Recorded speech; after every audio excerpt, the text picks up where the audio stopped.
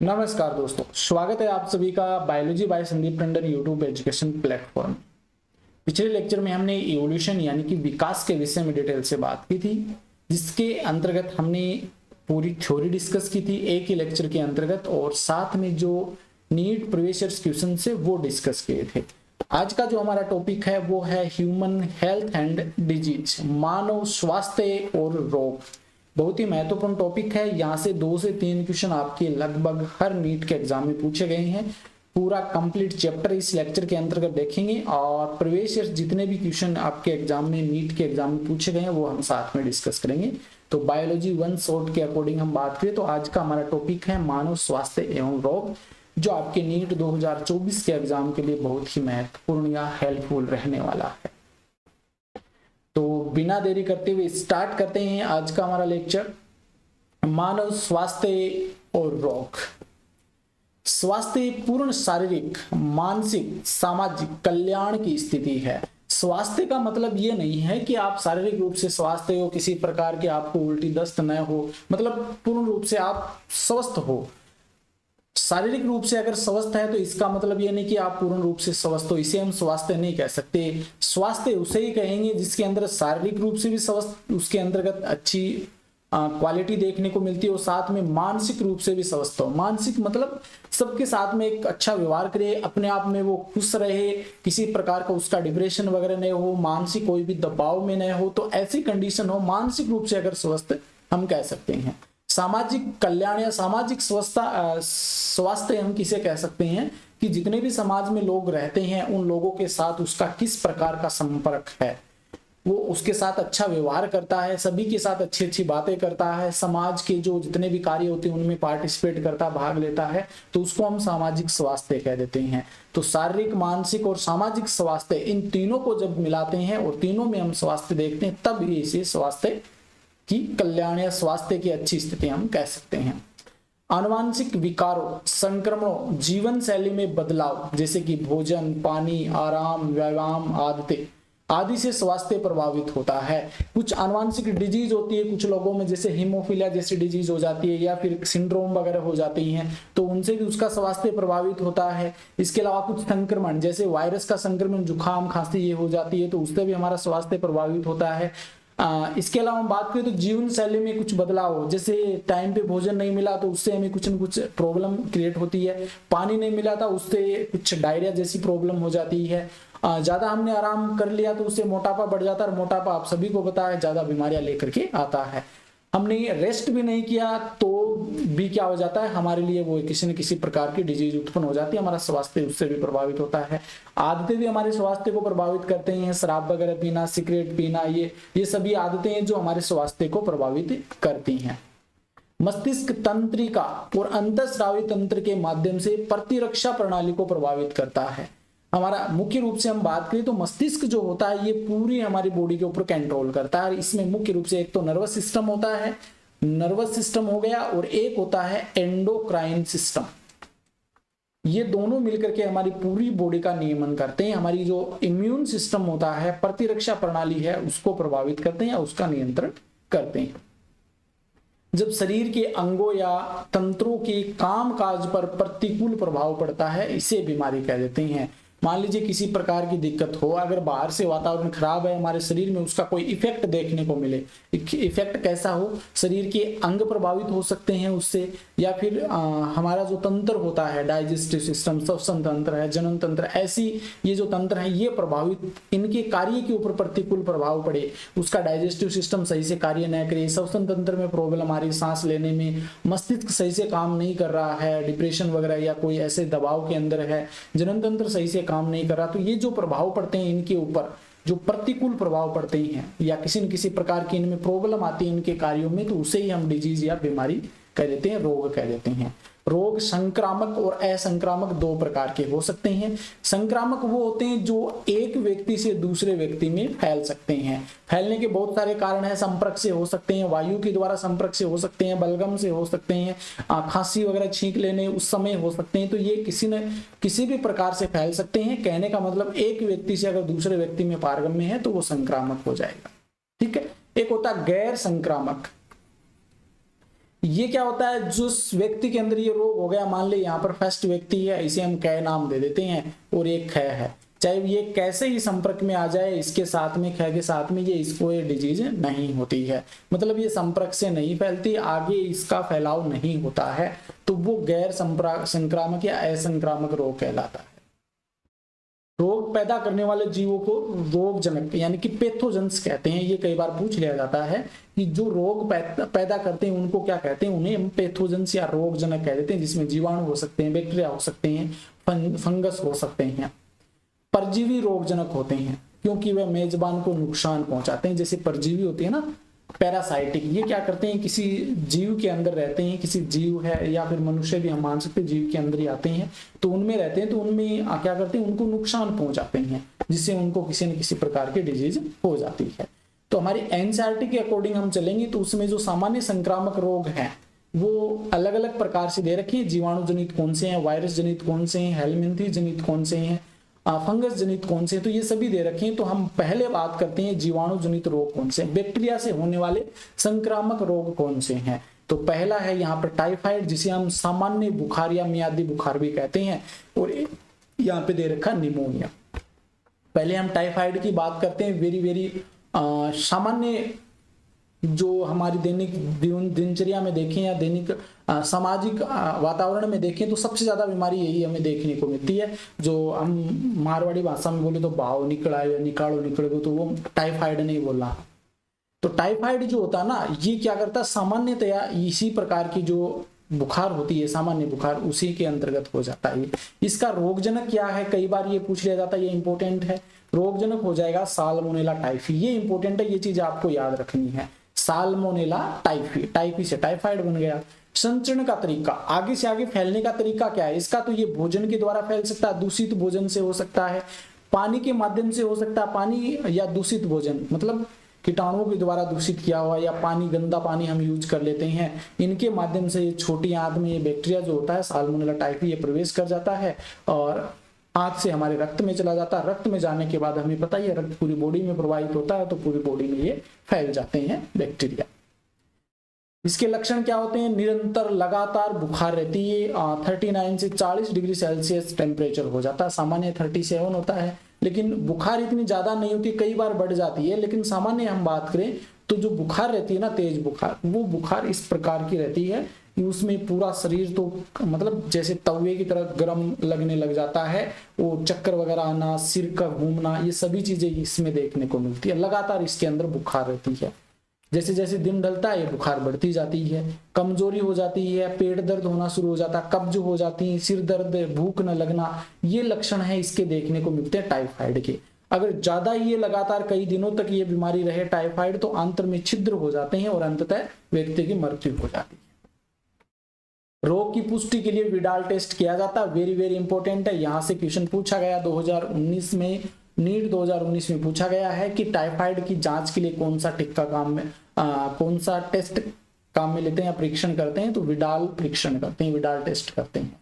तो ये आपका टाइफाइड हो गया। निमोनिया की हम बात करें, इसका रोगजनक हो जाएगा स्ट्रेप्टोकोकस निमोनिया, और एक दूसरा है हीमोफिलस इन्फ्लुएंजा। वेरी इंपॉर्टेंट है, ये दोनों ही याद रखने हैं। ये फेफड़ों के एल्विलाई को संक्रमित करता है, फेफड़ों के अंदर जो एल्विलाई होती है उसको प्रभावित करता है। एल्विलाई तरल पदार्थों से भरे रहते हैं। हम सभी जानते हैं कि जो हमारा फेफड़ा होता है, ये फेफड़ा जो होता है, ये फेफड़ा, इसके अंदर हम संरचना देखें ना तो आगे से आगे इस प्रकार से बहुत सारे शाखाएं पाए जाते हैं और अंत में क्या हो जाता है, इस प्रकार से एक गोलाकार संरचना होती है, उसमें ये खुले रहते हैं और ये जो होते हैं ये एल्विलाई कहलाते हैं। और इनमें क्या होता है, तरल पदार्थ भरा रहता है, इसमें तरल पदार्थ भरा रहता है और ये तरल पदार्थ जो होता है ये श्वसन संबंधी समस्याएं उत्पन्न करता है। इसी तरल पदार्थ में संक्रमण हो जाता है इन बैक्टीरिया के कारण, और जिस कारण से सांस लेने में दिक्कत हमें हो सकती है। संचरण का तरीका क्या है, आगे से आगे कैसे फैलता है ये, तो एक संक्रमित व्यक्ति द्वारा जारी जो बूंदों या एयरसोल को सांस लेना, संक्रमित व्यक्ति के साथ चश्मा या बर्तन साझा करना, ये इसके कारण हो सकते हैं। देखिए कोई व्यक्ति है जो संक्रमित है, वो खांसी आती है, उसे छींक लेता है, जिससे बलगम निकलता है, उससे क्या होती है, कुछ बूंदे उसके मुंह से निकल जाती है, जो हमारे जो स्वस्थ व्यक्ति उसके संपर्क में आ जाती है, तो उससे ये हो सकता है। इसके अलावा जो व्यक्ति मतलब संक्रमित है तो उसके जो बर्तन वगैरह हैं या उसकी जो चीजें हैं उनके इस्तेमाल करने से भी ये हो सकता है। लक्षण क्या है इसके, एक तो सांस की समस्या हो सकती है, बुखार भी ज्यादा समय तक रहे तो बुखार होने लग जाती है, ठंड अधिक लगती है इनको, खांसी ज्यादा आती है, तो श्वसन से संबंधित तो खांसी तो आएगी, ये तो निश्चित है। सर दर्द होने शुरू हो जाता है, गंभीर मामला मतलब बहुत ज्यादा दिक्कत हो जाए, निमोनिया बहुत ज्यादा घातक होता है, अगर बहुत समय तक अगर रहे तो इससे होठ और उंगली के नाखून है वो भूरे व नीले रंग के पड़ जाते हैं, तो ज्यादा समय तक रहने से मृत्यु भी हो सकती है निमोनिया से। इसके बाद में ये हो गए आपके एनसीईआरटी में ये दे रखे हैं, टाइफाइड और निमोनिया दोनों के बारे में बता दिया। अब आता है वायरस जनित रोग, वायरस से होने वाले रोग, जिसमें एक तो आ गया आपका सामान्य सर्दी जुकाम, नॉर्मली हमें सर्दी जुकाम हो जाती है तो वो सर्दी खांसी है ये हो जाती है, तो ये वायरस जनित रोग है। इसका रोग जनक क्या हो जाएगा, rhino virus, very very important है, तो राइनो वायरस। नाक श्वसन मार्ग को संक्रमित करता है, ये हमारी जो नोज होती है उसका जो मार्ग है उसको संक्रमित करता, सांस में ये श्वसन वाले जो मार्ग है इसको संक्रमित करता, लेकिन फेफड़ों तक नहीं पहुंचता है। जो हमारे फेफड़े ना, हम बात करें तो देखिए यहां से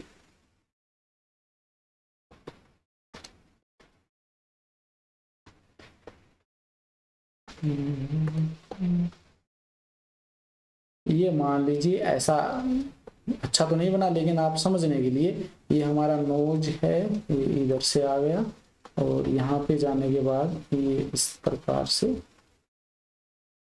ये फेफड़े हो गए, ये फेफड़े। कहने का मतलब ये आपका पूरा का पूरा यहाँ तक प्रभावित हो जाएगा, इससे पेन अलग ले लें, चलो यहाँ से लेकर के यहाँ तक ये प्रभावित हो जाएगा, लेकिन आपके ये प्रभावित नहीं होते सामान्य जो सर्दी जुकाम होता है उससे। संचरण का तरीका क्या है, तो इसमें जो संक्रमित व्यक्ति है, संक्रमित व्यक्ति की खांसी या छींक से उत्पन्न जो बूंद है या दूषित वस्तु है उसके माध्यम से सांस लेने में क्या हो जाता है, ये आगे फैलता है। जैसे कोई व्यक्ति हमारे सामने खड़ा है और उसको ये जुकाम या सर्दी लगी हुई है तो वो खांसता है, छींकता है, तो उससे उसके मुख से कुछ बूंदें निकलती है और वो वायु में जाती है और उस वायु में हम भी सांस लेते हैं तो वो सांस के द्वारा हमारे अंदर भी आ जाता है। लक्षण क्या है, नाक बंद होना, निर्वहन मतलब नाक का बहना, गले में खराश होना, गले में दर्द होना, गले में खराश होना, कफ हो जाना, खांसी आना लगातार, सवर का बैठना, आवाज में परिवर्तन हो जाना, सर दर्द होना, थकान होना, ये सभी चीजें इसके लक्षण हैं और ये मुख्य रूप से 3 से 7 दिनों तक रहते हैं। तो ये सामान्य सर्दी जुकाम हो सकता है, वायरस जनित रोग।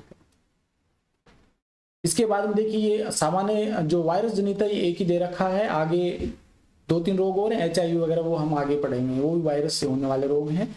तो प्रोटोजोआ से होने वाले रोग कौन से हैं, तो प्रोटोजोआ से एक तो मलेरिया रोग होता है, वेरी वेरी इंपॉर्टेंट है, यहाँ से क्वेश्चन बन सकता है आपका। इसके रोगजनक कौन कौन से, देखिए रोगजनक है प्लाज्मोडियम स्पीसीज, प्लाज्मोडियम की जो जातियां हैं वो क्या करती हैं, ये एक प्रोटोजोआ वर्ग का ही है। प्लाज्मोडियम जो है इसकी अलग अलग जातियां हैं जो मलेरिया रोग फैलाती है, जिसमें Plasmodium vivax, Plasmodium malaria, Plasmodium falciparum, ये ऐसी प्रजातियां हैं जो प्लाज्मोडियम की जो रोगजनक है मलेरिया रोग के लिए। सबसे गंभीर या घातक मलेरिया की हम बात करें तो वो प्लाज्मोडियम फैल्सीफेरम के द्वारा होता है। फैल्सीफेरम वेरी वेरी इंपॉर्टेंट है, फैल्सीफेरम है, इसके कारण सबसे घातक मलेरिया होता है। संचरण की बात करें तो मादा एनाफिलीज जो मच्छर होता है, कोई भी मादा एनाफिलीज मच्छर है, मादा एनोफिलीज, ये मादा एनोफिलीज मच्छर है, ये मान लीजिए संक्रमित है और अगर ये किसी स्वस्थ व्यक्ति को काट दे तो क्या हो जाएगा, ये डिजीज उसमें फैल जाएगी। तो इस मादा एनाफिलीज मच्छर के कारण ही आगे फैलता। लक्षण क्या है इसकी, हिमोजोइन जो प्लाज्मोडियम द्वारा जारी विषय, जो मादा एनाफिलीज मच्छर है ना उसके अंदर प्लाज्मोडियम संक्रमित कर देते हैं, तो प्लाज्मोडियम के द्वारा एक विष जारी किया जाता है जिसे हिमोजोइन कह देते हैं। ये इस मादा एनाफिलीज में होता है और ये जिस व्यक्ति को काटती है तो उस व्यक्ति में ये हिमोजोइन छोड़ देती है। ठीक है, हर 3 से 4 दिन में क्या होता है, 4 दिनों में ठंड लगने लग जाती है और तेज बुखार के उसको होने लग जाती है। तो ये मलेरिया के लक्षण है जो आपको याद रखने। ये इसका पूरा जीवन चक्र है, देख सकते हैं इसमें। ये देखिए कहां से स्टार्ट करें हम, ये मॉस्किटो होस्ट है, मतलब यहां से हम देख सकते हैं, यहां से ये प्लाज्मोडियम अपनी संख्या बढ़ाता है, यहाँ से जो आपकी मक्खी होती है, सॉरी मच्छर होता है वो संक्रमित हो जाता है, मच्छर जाके किसी व्यक्ति को काटता है, ठीक है। काटने के बाद हमारी जो बॉडी होती है उसके अंदर ये जो प्लाज्मोडियम अपनी संख्या बहुत ज्यादा बढ़ा लेता है, लीवर तक पहुंच जाता है आगे तक, और फिर ये देखिए यहाँ पर आपस में क्या होता है, मल्टीप्लीकेशन होता है, जिससे इनकी संख्या बहुत ज्यादा हो जाती है, और फिर धीरे धीरे इनसे क्या हो जाता है, प्लाज्मोडियम का निर्माण हो जाता है, मेल और फीमेल बन जाते हैं। ये ह्यूमन के अंदर होती है पूरी प्रक्रिया।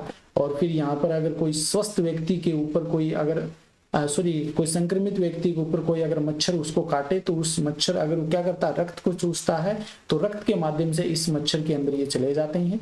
फिर ये मच्छर के अंदर जाने के बाद वापस से प्लाज्मोडियम क्या होते हैं, दोबारा से किसी स्वस्थ व्यक्ति को ये काटता है, तो वापस वो स्वस्थ व्यक्ति में चला जाता है। ये जीवन चक्र चलता रहता है। 2 होस्ट होते हैं, मॉस्किटो और ह्यूमन होता है, ये थोड़ा सा ध्यान में रखें। एक आता है अमीबियोसिस, अमीबिक पेचिस जिसे कहते हैं, अमीबियोसिस या अमीबिक पेचिस। ये भी आपका क्या है, प्रोटोजोआ जनित रोग है, प्रोटोजोआ जनित रोग। इसका जो रोगजनक है वो है एंटअमीबा स्टोलिटिका। अमीबा की जैसी प्रजाति है, ये भी प्रोटोजोआ के अंतर्गत आती है, एंटअमीबा स्टोलिटिका। संचरण की विधि क्या है, हाउस फ्लाई यांत्रिक वाहक होती है। जो हाउस फ्लाई होता है ना, घरों में जो मक्खियां देखते हैं हम, जो फ्रूट वगैरह पड़े हैं उन पे जो मक्खियां लगती है, मिठाइयों वगैरह पे मक्खियां जो लगती है, जो हाउस फ्लाई हम कहते हैं, उन्हें हम यांत्रिक या मैकेनिकल वेक्टर माना जाता है। ये क्या करती हैं, परजीवी को मल से भोजन और पानी तक पहुंचाती है। ये जो हाउस फ्लाई होती हैं, ये क्या करती है, जो कोई भी व्यक्ति वगैरह जो इस रोग से ग्रसित है, अगर उसका मल है, उस मल के ऊपर ये बैठती हैं, मल पे बैठती हैं, और बैठने के बाद उस मल से इस हाउस फ्लाई के द्वारा वो जो एंटअमीबा स्टोलिटिका है वो इसके संपर्क में आ जाता है। यहाँ से ये जो साफ पानी है उसमें अगर ये मक्खियां बैठेगी तो वहां पे छोड़ देगी। इसके अलावा भोजन जो है उस भोजन पे छोड़ देगी, पानी पे छोड़ देगी। वो पानी अगर कोई स्वस्थ व्यक्ति यूज करता है, भोजन स्वस्थ व्यक्ति यूज करता है, तो उसको भी ये रोग हो जाता है। इस प्रकार से इसका संचरण होता है। लक्षण क्या होते हैं, कब्ज रहना, पेट में दर्द होना, ऐंठन रहना, अतिरिक्त श्लेष्मा का श्रावण होना, मल त्याग करते समय अतिरिक्त श्लेष्मा निकलना, म्यूकस का सिक्रेशन होना, रक्त के थक्कों के साथ मल का श्राव, यानी कि जब रक्त निकलता है, चोट लगती तो उसमें रक्त का जब थक्का बनता है तो उस समय क्या होता है, साथ में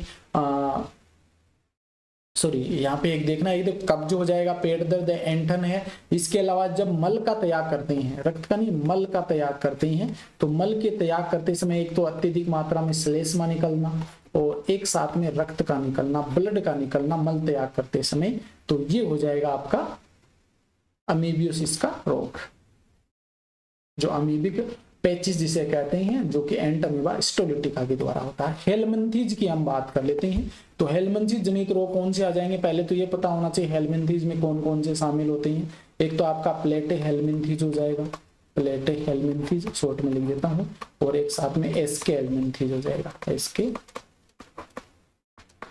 हेलमिंथीज, एसके हेलमिंथीज और प्लेटे हेलमिंथीज। इस दोनों जो फाइलम है, इनके अंदर जो जीव आते हैं उनको हम हेलमिंथीज कह देते हैं। तो इनके द्वारा भी डिजीज फैलती है। एक तो एस्केरिस हमें यहाँ पे पढ़ना है, एक फाइलेरिया जिसे एलिफेंटियासिस रोग भी कह देते हैं।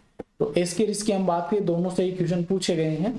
एस्केरिस की हम बात करें तो इसका रोगजनक है वो एस्केरियसिस के अंदर, तो एस्केरिस हो जाएगा। एस्केरियसिस एस्केरिस से फैलता है, सिर्फ इसी का नाम याद रख लेना, बीमारी का बीमारी से आपका जो होता है एस्केरिस रोगजनक भी याद रह जाएगा। ये आंत का परजीवी होता है, ये याद रख लेना। संचरण का तरीका क्या होता है, तो मिट्टी, पानी, सब्जियां, फल आदि परजीवी के अंडों युक्त मल से दूषित होते हैं। कहने का मतलब ये है कि जो परजीवी युक्त जो अंडे होते हैं, परजीवी के जो अंडे युक्त मल होता है, मतलब कोई भी दूषित जल मान सकते हैं, या कोई ऐसा स्थान जहां पर किसी व्यक्ति ने मल त्याग किया है और उसके मल के अंदर जो एस्केरिस जो हेलमिंथीज है उसके अंडे उसमें उपस्थित हैं, और उसके संपर्क में धीरे धीरे मक्खियां वगैरह के कारण भी हो सकता है ये, और किसी कारण भी हो सकता है ये मिट्टी है, पानी है, सब्जियां, फल, इनके अंदर भी आ जाते हैं। तो ये संचरण का तरीका होता है इसका। नीट 2013 में ये क्वेश्चन पूछा गया है। लक्षण क्या है इसके, आंतरिक रक्त स्राव, मतलब आंतरिक रूप से रक्त का स्रावन होना, हमारे अंगों के अंदर ही रक्त का स्रावन होना, मांसपेशियों में दर्द होना, शरीर में दर्द होना, क्योंकि शरीर के अंदर ज्यादातर मांसपेशियां ही हैं। कितनी मांसपेशियां हैं ये कमेंट बॉक्स में लिख के बताना आप, कितनी मांसपेशियां हमारे शरीर में पाई जाती है। हड्डियां तो कितनी होती है, 206 होती है। मांसपेशियां बताना आप कितनी होती है। मांसपेशियां, बुखार होना, एनीमिया रोग हो जाता, मतलब ब्लड की कमी हो जाती है लगातार ब्लड के निकलने से, आंतों के मार्ग में रुकावट हो जाना, जो आंत है इंटेस्टाइन है उसके मार्ग में रुकावट पैदा हो जाना, इसकी संख्या ज्यादा हो जाने के कारण, ये एस्केरिस रोग होने के कारण, ठीक है, ये ध्यान में रखेगा। दूसरा आता है हेलमंदी जनित रोग है वो फाइलेरिया, एलिफेंटियासिस रोग जिसे हम कहते हैं, एलिफेंटियासिस, इसका रोगजनक हो जाएगा फाइलेरियल कीड़े, जो कीट होते हैं वो हो जाएंगे, और ये मुख्य रूप से वाउचेरिया जो होता है, वुचेरिया बोलते हैं इसे, वुचेरिया ब्रैंक्टोफटाई या वुचेरिया मलई, वुचेरिया ब्रैंक्टोफटाई या वुचेरिया मलई जो होता है, ये ऐसे हेलमिंथीज हैं जो क्या करते हैं, फाइलेरिया या एलिफेंटियासिस रोग फैलाते हैं। नीट 2020 में पूछा गया है, रोगजनक यहाँ से पूछे गए थे। संचरण का तरीका हम बात करें तो मादा क्यूलेक्स मच्छर जो होता है उसके काटने से होता है। कहने का मतलब जो मादा क्यूलेक्स मच्छर होता है ये इन जो हेलमिंथीज है इनसे संक्रमित होता है, और ये मादा क्यूलेक्स मच्छर अगर किसी व्यक्ति को काट ले तो उसमें ये डिजीज हो जाती है। तो वाहक कौन जाएगा, मादा क्यूलेक्स मच्छर हो जाएगा। लक्षण क्या है, फाइलेरियल जो कीड़े होते हैं, कीट होते हैं, वो लसिका वाहिकाओं आमतौर पर निचले अंगों के अंदर, जो बॉडी का नीचे का शरीर है जहां पर लसिका वाहिकाएं पाई जाती हैं उनमें रहते हैं मुख्य रूप से, और उन अंगों की जो पुरानी सूजन है, मतलब लगातार लंबे समय से पुराने समय से उसमें सूजन चली जा रही है, तो उसका कारण यही बनते हैं, जिनमें वे कई वर्षों तक रहते हैं और अंग और जननांग अंग विकृत हो जाते हैं। कहने का मतलब ये है कि जो लसिका वाहिकाएं हैं हमारी बॉडी के नीचे की साइड के अंदर, उसमें लंबे समय तक रहते हैं, जिस कारण उनमें सूजन आ जाती है और धीरे धीरे क्या हो जाते हैं, वो जननांग अंग विकृत हो जाते हैं। नीट 2018 में यहाँ से क्वेश्चन पूछा गया, ये आपका फाइलेरिया हो गया। इस रोग की देखिए पहचान के लिए बात करें तो इस प्रकार के जो हाथ पैर हैं, मुख्य रूप से पैरों में देखा जाता है ये, तो ये एलिफेंटियासिस इसी कारण कहते हैं। तो ये क्या हो जाते हैं, ये फूल जाते हैं पैर जो होते हैं, ये इनमें सूजन आ जाती है। तो एलिफेंटियासिस के कारण किसी एक अंग में सूजन को दर्शाने वाला राग, तो ये जो आपका पैर होता है ये इस प्रकार से मोटा हो जाता है, सूज जाता है। फंजाई जनित रोग, फंजाई जनित रोग की हम बात करें तो फंगस के द्वारा जो रोग होते हैं उसमें पहला आता है रिंग वॉर्म, जिसे हम खुजली भी बोल सकते हैं, मुख्य रूप से दाद भी बोल सकते हैं इसे, दाद खुजली। रोगजनक कौन होगा इसका, माइक्रोस्पोरम, ट्राइकोफाइटोन और एपिडर्मोफाइटोन। ये इंपॉर्टेंट है, यहाँ से क्वेश्चन पूछा गया है यहाँ से क्वेश्चन, माइक्रोस्पोरम, ट्राइकोफाइटोन, एपिडर्मोफाइटोन। ये क्या है, फंगस है, फंजाई वर्ग के अंतर्गत आती है, और इनके द्वारा दाद या खुजली हम कह सकते हैं, या रिंग वॉर्म जिसे हम कहते हैं, तो ये रोग इन्हीं के द्वारा फैलता है। वे कमर में, पैर की अंगुलियों के बीच आदि में देखे जा सकते हैं, कमर में हो सकते हैं, मुंह के हो सकते हैं, जो आपके जो बगल होते हैं यहाँ पे हो सकते हैं, पैरों के नीचे हो सकते हैं, दोनों जांघों के मध्य हो सकते हैं। तो ये कई ऐसे स्थान है जहां पर ज्यादा पसीना आता है, या जहां पर ज्यादा मतलब ऐसी स्थिति हो, धूल कण ज्यादा लगते हो, वहां पर भी हो सकता है मुख्य रूप से। तो कमर में, पैर की अंगुलियों के बीच ये देखा जा सकता है। इसके लक्षण क्या है, त्वचा, नाखून, खोपड़ी आदि पर सूखे व पपड़ीदार घाव, त्वचा, नाखून, खोपड़ी आदि पर सूखे पपड़ीदार घाव है जहां पर तीव्र खुजली आती है, ये देख सकते हैं आप, इस प्रकार की होती है ना, तो वो होते हैं आपके फंजाई जनित रोग जिसे हम रिंग वॉर्म कहते हैं। देखिए इसके अंतर्गत जो संचरण का तरीका पूछ ले तो संचरण का तरीका ये है, किसी संक्रमित व्यक्ति का तौलिया यूज करना, उसके जो कपड़े वगैरह वो यूज करना, उसके जो अन्य दैनिक जीवन के उपयोग किए गए जो वस्तुएं हैं वो उपयोग में लेना स्वस्थ व्यक्ति के द्वारा, तो उसके द्वारा ये फैल सकता है। आगे देखिए, रोग की रोकथाम एवं नियंत्रण। रोग हो गए तो उनको हम किस प्रकार से प्रिवेंटेशन या रोक सकते हैं, या उनका नियंत्रण किस प्रकार से कर सकते हैं। दो प्रकार से होता है ये नियंत्रण, एक तो व्यक्तिगत, हम अपने आप को अकॉर्डिंग हम उसका कंट्रोल कर सकते हैं, एक सार्वजनिक रूप से सभी मिलकर के कर सकते हैं। तो व्यक्तिगत की हम बात करें तो व्यक्तिगत के अकॉर्डिंग शरीर को साफ रखे, हम अपनी बात करें तो डेली नहाए, साफ सुथरे रहे, खाना खाने से पहले अच्छे से हाथ धोए साबुन से। इसके अलावा हम बात करें तो टाइम पे खाना खाए, अगर ऐसी स्थिति हो पसीना वगैरह आए या और कुछ ऐसे बैक्टीरिया या गंदे स्थानों पर जाए तो तुरंत आते ही अच्छे से हमें नहाना चाहिए। तो ये बहुत सारा मतलब शरीर को साफ सुथरा रखना, जहां पर रहते हैं वहां पे साफ सफाई रखना, ये व्यक्तिगत स्वच्छता के उदाहरण हो सकते हैं। स्वच्छ पेयजल, मतलब जो पानी हम पीने के लिए उपयोग में लेते हैं उनको साफ रखना, ठीक है। भोजन है उसको साफ रखना, ढका हुआ भोजन काम में लेना, पानी अगर पीते हैं तो उसको उबाल कर या फिल्टर पानी उपयोग में ले, या फिर हम कह सकते हैं भोजन जो होता है वो ताजा भोजन ही हमें करना चाहिए। तो ये व्यक्तिगत स्वच्छता के अंतर्गत आते हैं। सार्वजनिक स्वच्छता की हम बात करें तो इसके अंतर्गत देखिए, कचरे और मलमूत्र उचित का निपटान, मतलब जो कचरा है या मलमूत्र है, जो गंदी चीजें हैं उनका उचित निपटान करें। या तो हमारी जो जमीन के अंदर हम मुख्य रूप से डालते हैं, तो अगर हमारा जो शहर है या कस्बा है या हमारा जो मोहल्ला है उससे कहीं दूर उस कचरे या मलमूत्र को डालना चाहिए। जल जलाशय, पुल, सेसपुल और टैंकों की आवधिक सफाई और कीटाणु शोधन, मतलब जो जल जलाशय हैं, टंकी है जिनसे हम पानी पीते हैं, उनकी समय समय पर साफ सफाई करना, और इसके साथ में उनमें जो कीटाणुनाशक, कीटाणु शोधन बोल सकते हैं, कीटाणु शोधन जो दवाइयाँ आती हैं हम कह सकते हैं उसमें डाली, जैसे ब्लीचिंग पाउडर वगैरह भी काम में लेते हैं, लाल दवा है वो भी काम में लेते हैं इसके लिए। आगे देखिए, संक्रमित व्यक्तियों या उनके सामान के संपर्क से बचे। सामान्य रूप से जो संक्रमित व्यक्ति है उनकी संपर्क से बचे, और साथ में जो संक्रमित व्यक्ति के जो सामान वगैरह हैं उनको उपयोग करने से बचे। वायु जनित रोगों को नियंत्रित करने के लिए मुख्य रूप से उनसे दूर ही रहना चाहिए। सार्वजनिक खान-पान में स्वच्छता व मानक अभ्यास। सार्वजनिक मतलब जैसे शादी ब्याह होते हैं, जागरण होते हैं, भंडारा होता है, स्वामणी होती है, उन सभी में क्या होता है, खान-पान में स्वच्छता रखनी चाहिए। तो ये भी क्या है, सार्वजनिक स्वच्छता के अंतर्गत ही आता है। आगे देखिए, वेक्टरों को नियंत्रित करे, समाप्त करे। जैसे वेक्टर होते हैं ना जो बीमारियां वगैरह फैलाते हैं, उनको हम क्या कहते हैं, वाहक कह देते हैं। जैसे कि मच्छर है, मादा एनाफिलीज मच्छर है, क्यूलेक्स मच्छर है, सीसी मक्खी है, फ्लाई, ये हाउस फ्लाई है, ये सभी क्या है, इनको नियंत्रित करना या इनको समाप्त करने के लिए कुछ हमारे उपाय हैं। तो वो किस प्रकार से कर सकते हैं हम, देखिए, तार जाल के साथ दरवाजे और खिड़कियां प्रदान करें। तार जाल के साथ दरवाजे और खिड़कियां प्रदान करें। इसके अलावा हम बात करें पानी के ठहराव से बचे, तो हमारा जो जहां पर हम रहते हैं तो उसके आसपास पानी है वो इकट्ठा न हो, ऐसी हमें व्यवस्था करनी चाहिए।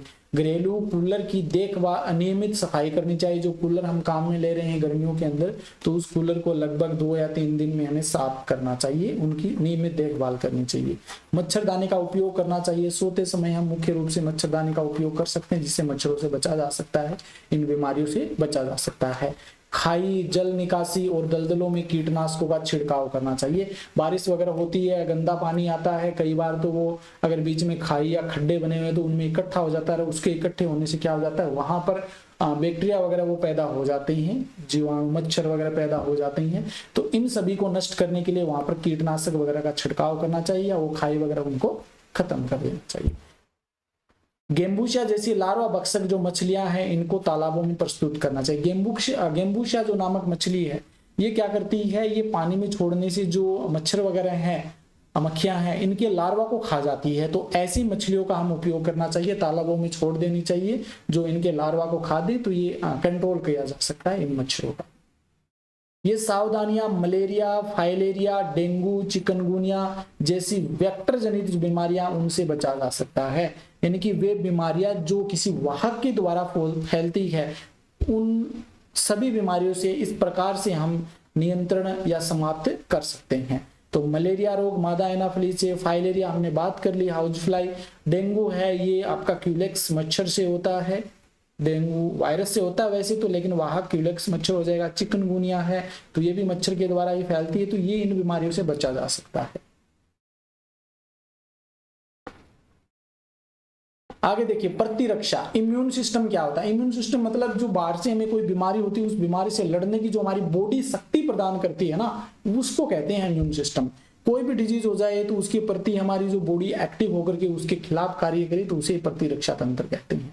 हमारी सुरक्षा करने वाला जो तंत्र है उसे प्रतिरक्षा या इम्यून सिस्टम कहते हैं। तो वह तंत्र जो शरीर को प्रतिरक्षा प्रदान करती है, सुरक्षा प्रदान करती है, उसे ही हम प्रतिरक्षा तंत्र कहते हैं। यहाँ पर देख सकते हैं आप, इसकी जो बॉडी है पूर्ण रूप से सुरक्षित है अगर स्वस्थ व्यक्ति है तो। यह एलर्जी प्रतिक्रिया, ऑटो इम्यून बीमारी और अंग प्रत्यारोपण में महत्वपूर्ण भूमिका निभाती है। देखिए, एलर्जी प्रतिक्रिया मतलब कोई भी चीज की एलर्जी होती है तो हमारे शरीर से मास्ट सेल है, इनके द्वारा कुछ प्रोटीन्स का सिक्रेशन किया जाता है। ऑटो इम्यून बीमारी भी हम कह सकते हैं। इसके अलावा अंग प्रत्यारोपण, जैसे ये कहा जाता है ना कोई भी दूसरा ब्लड है वो हमारे ब्लड के द्वारा है वो मैच करेगा तो ही हम ले सकते हैं, दूसरा ब्लड नहीं सकते, तो उसमें भी ये। और एक चीज ये भी है कि कोई भी अंग का प्रत्यारोपण कर रहे हैं, जैसे हमारी किडनी खराब हो गई, हमें दूसरी किडनी चाहिए, तो वो किडनी लेने के लिए हमारा बॉडी जो होती है वो उसको क्या करेगी, अगर वो मैच कर रही है ना तो एक्सेप्ट कर लेगी, मैच नहीं कर रही है तो वो एक्सेप्ट नहीं करेगी, उसको क्या करेगी, नष्ट कर देगी। तो ये जो काम करना है ना, ये पूरा काम प्रतिरक्षा तंत्र का है।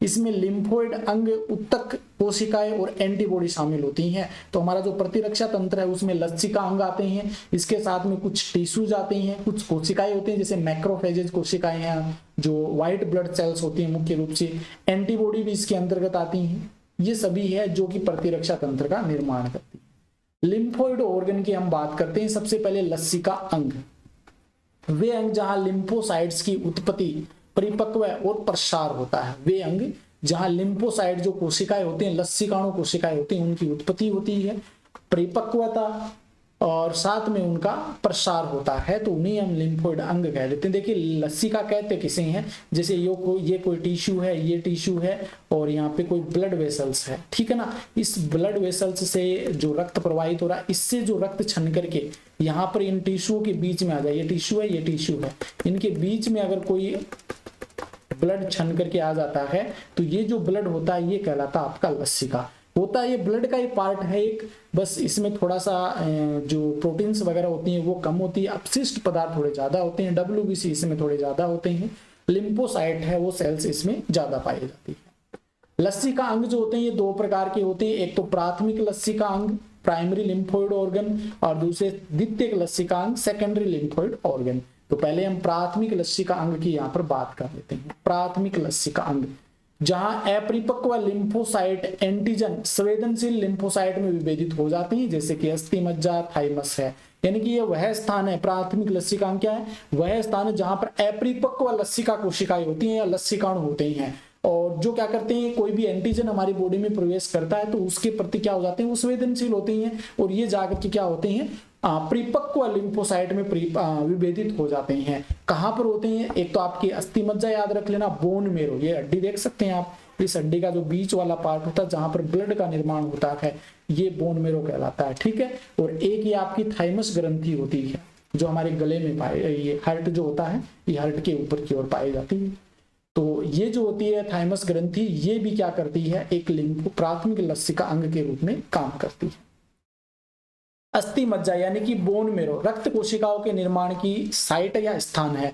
तो अस्थि मज्जा या बोन मेरो वह स्थान है जहां पर ब्लड का फॉर्मेशन होता है, रुधिर का निर्माण होता है। जन्म के दौरान थाइमस बड़ा होता है लेकिन धीरे धीरे आकार में कम होता जाता है और यौन में बहुत छोटा आकार का होता है। तो ये थाइमस ग्रंथि होती है ना, जब जन्म लेता है तो बड़ी होती है, फिर धीरे धीरे इसका आकार कम होता जाता है और जैसे युवावस्था या फिर कह सकते हैं यौवनावस्था आती है ना, एडल्सेंस, तो उस समय ये बहुत ही छोटी सी आकार की बचती है और जब 40-50 साल के साथ उम्र हो जाती है तो वहां पर एक धागे जैसी संरचना के रूप में रह जाती है। तो ये प्राथमिक लसिकांग है, कई बार पूछ रह जाता है, अस्थि मज्जा और थाइमस ग्रंथि याद कर ले। द्वितीयक लसिकांग की हम बात करें, ये देखिए यहाँ पर जो ग्रीन कलर में दिखा रहा है ये पूरा लसिका सिस्टम है, ठीक है ना, ये जो पूरा का पूरा लसिका सिस्टम है।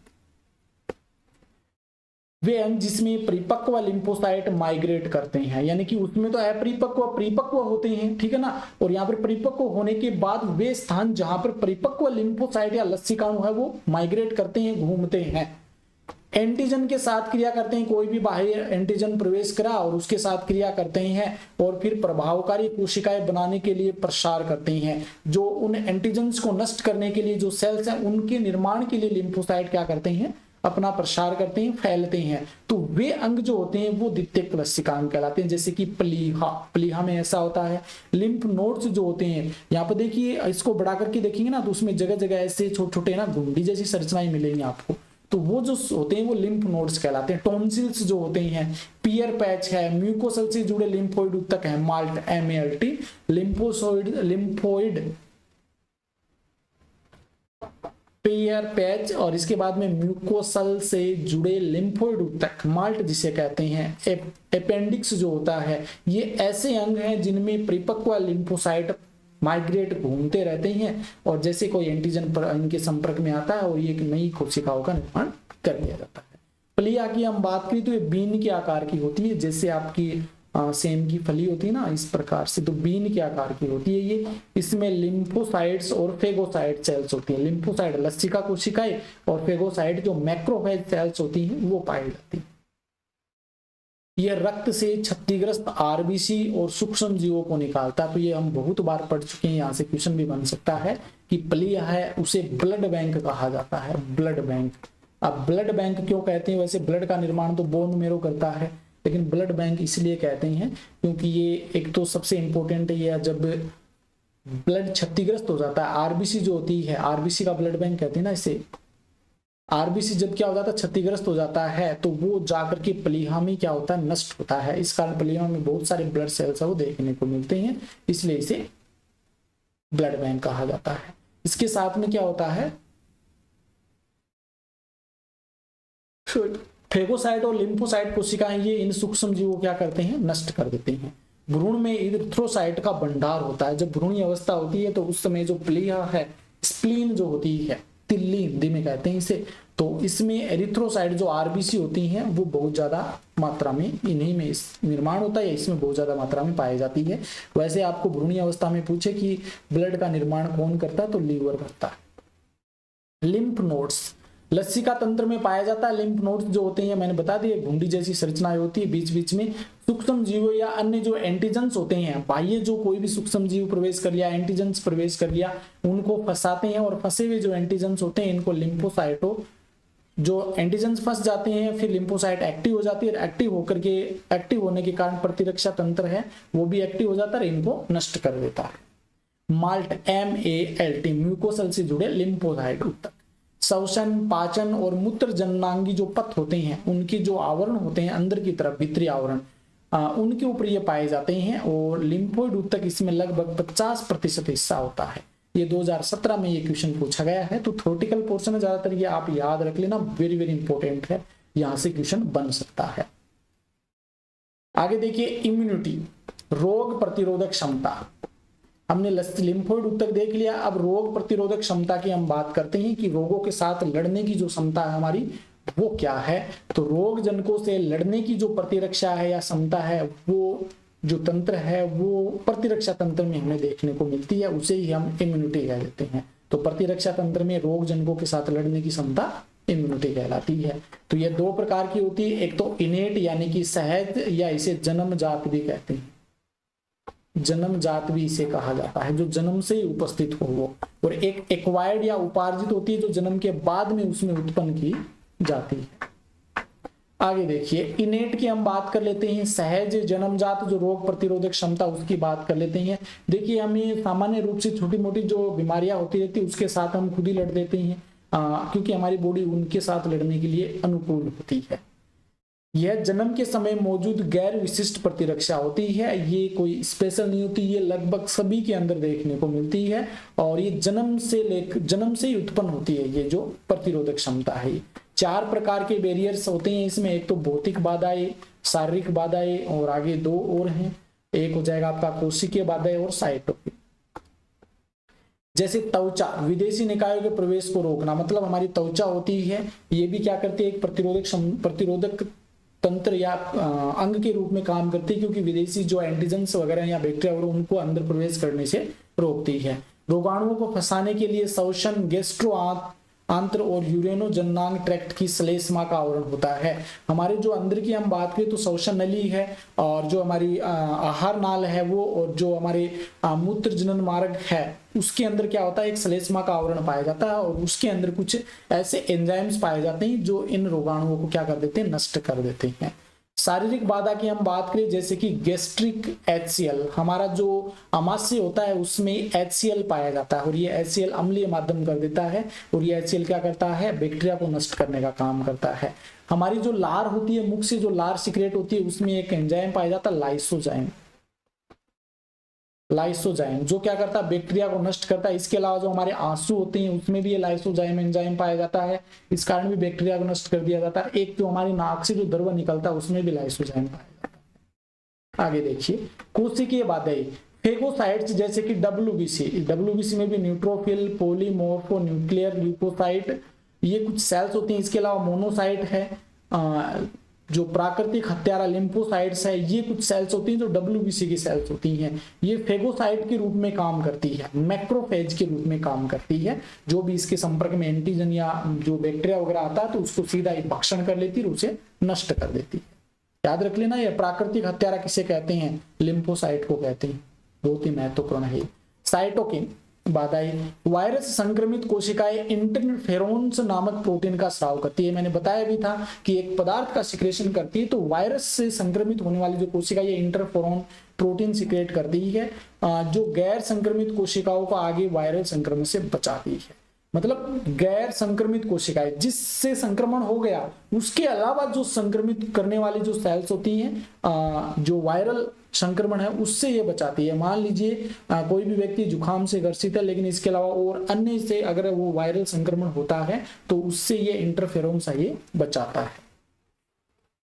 आगे देखिए, एक्वायर्ड इम्यूनिटी यानी कि उपार्जित या अर्जित रोग प्रतिरोधक क्षमता। जन्म के बाद हम जो प्रतिरोधक क्षमता हमारे अंदर आती है उसे अर्जित या एक्वायर्ड इम्यूनिटी कहा जाता है। अब थोड़ा सा यहाँ पर समझ गए होंगे ये चीज क्या है, एक बार ये पढ़ लेते हैं, उसके बाद मैं बताता हूँ। यह जीवन काल के दौरान विकसित रोगजनक विशिष्ट प्रतिरक्षा है। जीवन काल के समय प्रतिरक्षा ये उत्पन्न की जाती है। इसकी विशेषता क्या है? स्मृति, मेमोरी, हमारी जो मेमोरी है वो मुख्य विशेषता है इसकी। यानी कि रोगजनक के पहले मुठभेड़ के दौरान शरीर कम तीव्रता में प्राथमिक प्रतिक्रिया उत्पन्न करता है। एक ही रोगजनक का दोबारा सामना उच्च तीव्रता में एक द्वितीयक एनामेनेस्टिक प्रतिक्रिया का कारण बनता है।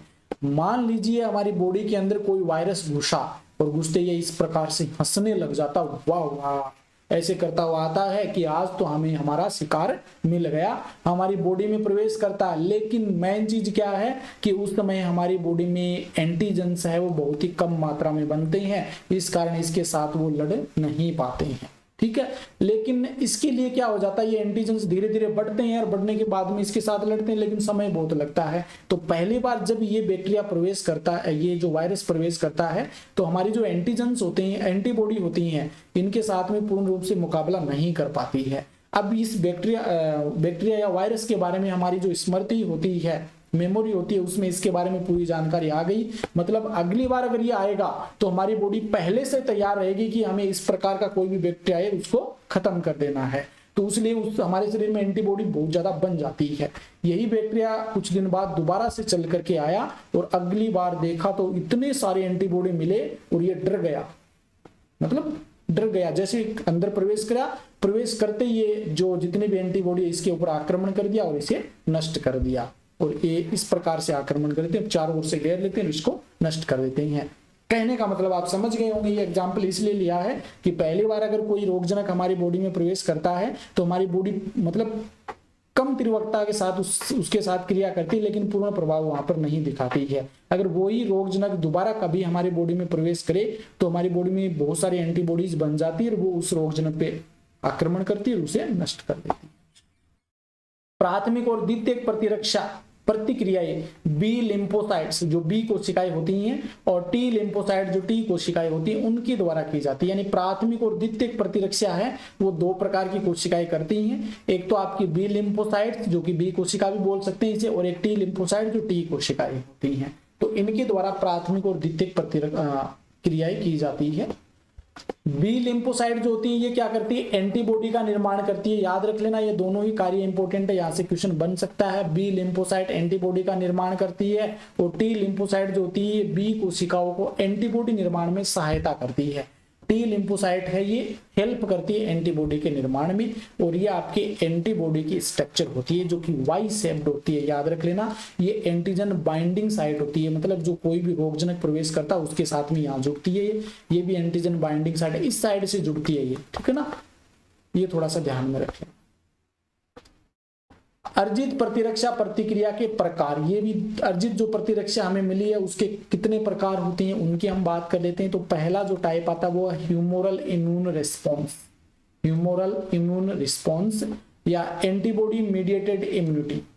एंटीबॉडी मीडिएटेड इम्यूनिटी हिंदी में कह देंगे इसे प्रतिरक्षी मध्यस्थता प्रतिरक्षा, प्रतिरक्षी मध्यस्थता प्रतिरक्षी कह देते हैं, आप अंग्रेजी में याद रख लेना, एंटीबॉडी मीडिएटेड इम्यूनिटी, और AMI भी बोलते हैं शॉर्ट में, और दूसरा ये है। तो पहले की हम बात करें, देखिए यह एंटीबॉडी द्वारा मध्यस्थता की प्रतिरक्षा प्रतिक्रिया है, यानी एंटीबॉडी के द्वारा क्या करते हैं, उस एंटीजन के साथ क्रिया करते हैं और हमारी बॉडी की प्रतिरक्षा होती है। एंटीबॉडी रक्त प्लाज्मा में पाए जाते हैं। देखिए एंटीजन पूछे ना, जैसे ब्लड का नामकरण करते हैं तो वो पाए जाते हैं RBC पर, लेकिन एंटीबॉडी पूछे तो ये कहाँ होती है, प्लाज्मा में होती है, इसलिए इसे ह्यूमोरल प्रतिरक्षा प्रतिक्रिया कहा जाता है, ये याद रख लेना।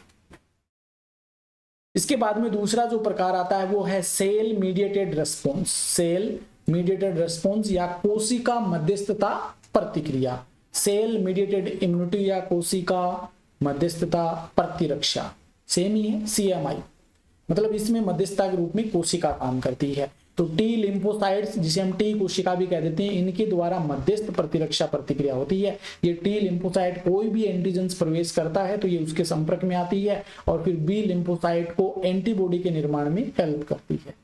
शरीर स्वयं और गैर स्वयं अंतर कर पाता, मतलब कोई भी अगर बाहर से कोई चीज प्रवेश करती है तो उसका पहले जांच करी जाती है कि ये हमारी बॉडी का ही कोई अंग है या कोई बाहर से निकल करके आया। जैसे हमारे मोहल्ले में व्यक्ति रहते हैं बहुत सारे, और हम कोई व्यक्ति अचानक से कोई बाहर से कोई व्यक्ति आ जाता है तो उसको हम देखते हैं पहले इस मोहल्ले में रहता है या बाहर से आया है, तो ये विचार हमारी बॉडी में आता है कि इस बॉडी का अंग है या कोई बाहर से आया है। अगर वो बाहर से आया तो उसके ऊपर क्या करते हैं, हमारा प्रतिरक्षा तंत्र कार्य करता है।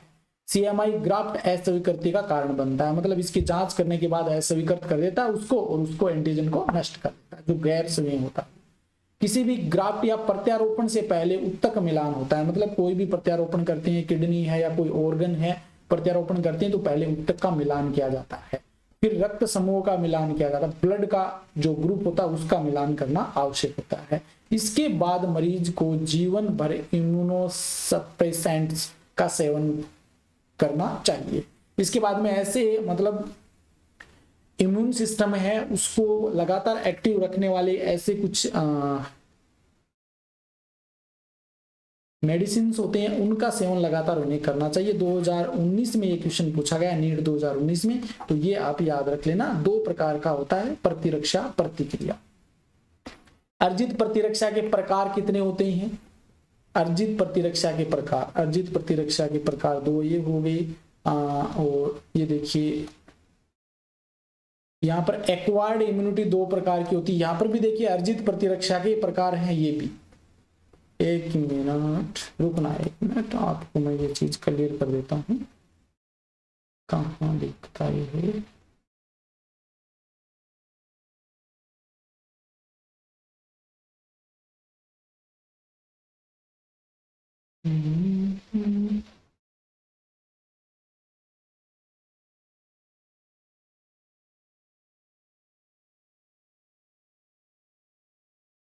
चलो ठीक है। अर्जित प्रतिरक्षा के प्रकार, वो तो रिस्पॉन्स है साथ में, और इसमें प्रतिरक्षा के प्रकार देखिए एक्वायर्ड इम्यूनिटी है, ये 2 प्रकार की होती है, सक्रिय और निष्क्रिय। सक्रिय की हम बात करें, देखिए वह प्रतिरक्षा जिसमें मेजबान शरीर में एंटीबॉडी का उत्पादन होता है, वह प्रतिरक्षा जिसके अंदर जो मेजबान शरीर होता है उसके अंदर एंटीबॉडी का उत्पादन होता है। जब मेजबान एंटीजन जैसे कि कोई जीवाणु, जीवित या मृत रोगाणु या कोई अन्य प्रोटीन है उसके संपर्क में आए या फिर हमारी बॉडी के अंदर वो प्रवेश करे तो क्या हो जाता है, उसके अंदर एंटीबॉडी का निर्माण हो जाता है। और यह एक धीमी प्रक्रिया है, इसका उत्पादन 2 तरीकों से होता है, बहुत ही स्लो प्रक्रिया है। और जैसे कोई एंटीजन प्रवेश करता है तो उस समय एंटीबॉडी का निर्माण होता है। 2 प्रकार से देख सकते हैं इसका उत्पादन, एक तो प्राकृतिक सक्रिय प्रतिरक्षा और एक कृत्रिम सक्रिय प्रतिरक्षा। प्राकृतिक में क्या होता है, इसमें क्या होता है कि यह रोगाणुओं द्वारा प्राकृतिक संक्रमण के दौरान विकसित होती है। कहने का मतलब यह है कि कोई नेचुरली हमारे शरीर के अंदर कोई रोगाणु या पैथोजेंस प्रवेश कर जाए और उसके प्रति हमारे शरीर में एंटीबॉडी का निर्माण हो जाए तो वो प्राकृतिक सक्रिय प्रतिरक्षा हो जाएगा।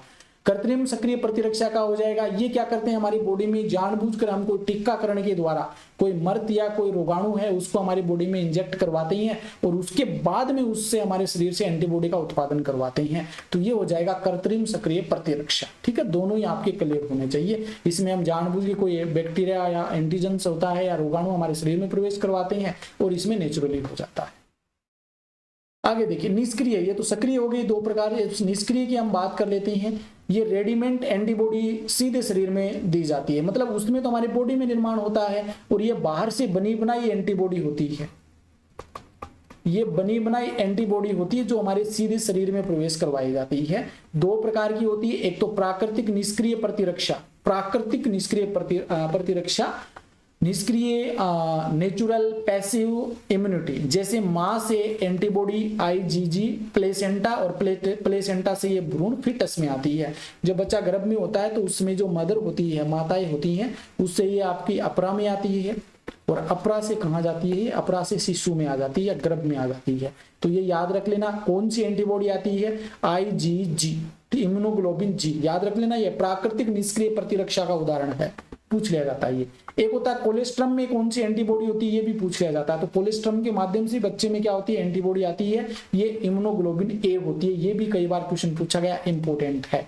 जब बच्चा रक्त दूध है वो सिक्रेशन करता है या दूध पीता है ना, तो उसमें वो कोलेस्ट्रम, पहला जो माता का दूध होता है या दुग्ध होता है, वो पीला रंग का गाढ़ा होता है, वो उसे हम कोलेस्ट्रम कहते हैं। उस कोलेस्ट्रम में जो एंटीबॉडी होती है वो आईजीए होती है, और ये आईजीए कोलेस्ट्रम के माध्यम से शिशु को प्राप्त होती है।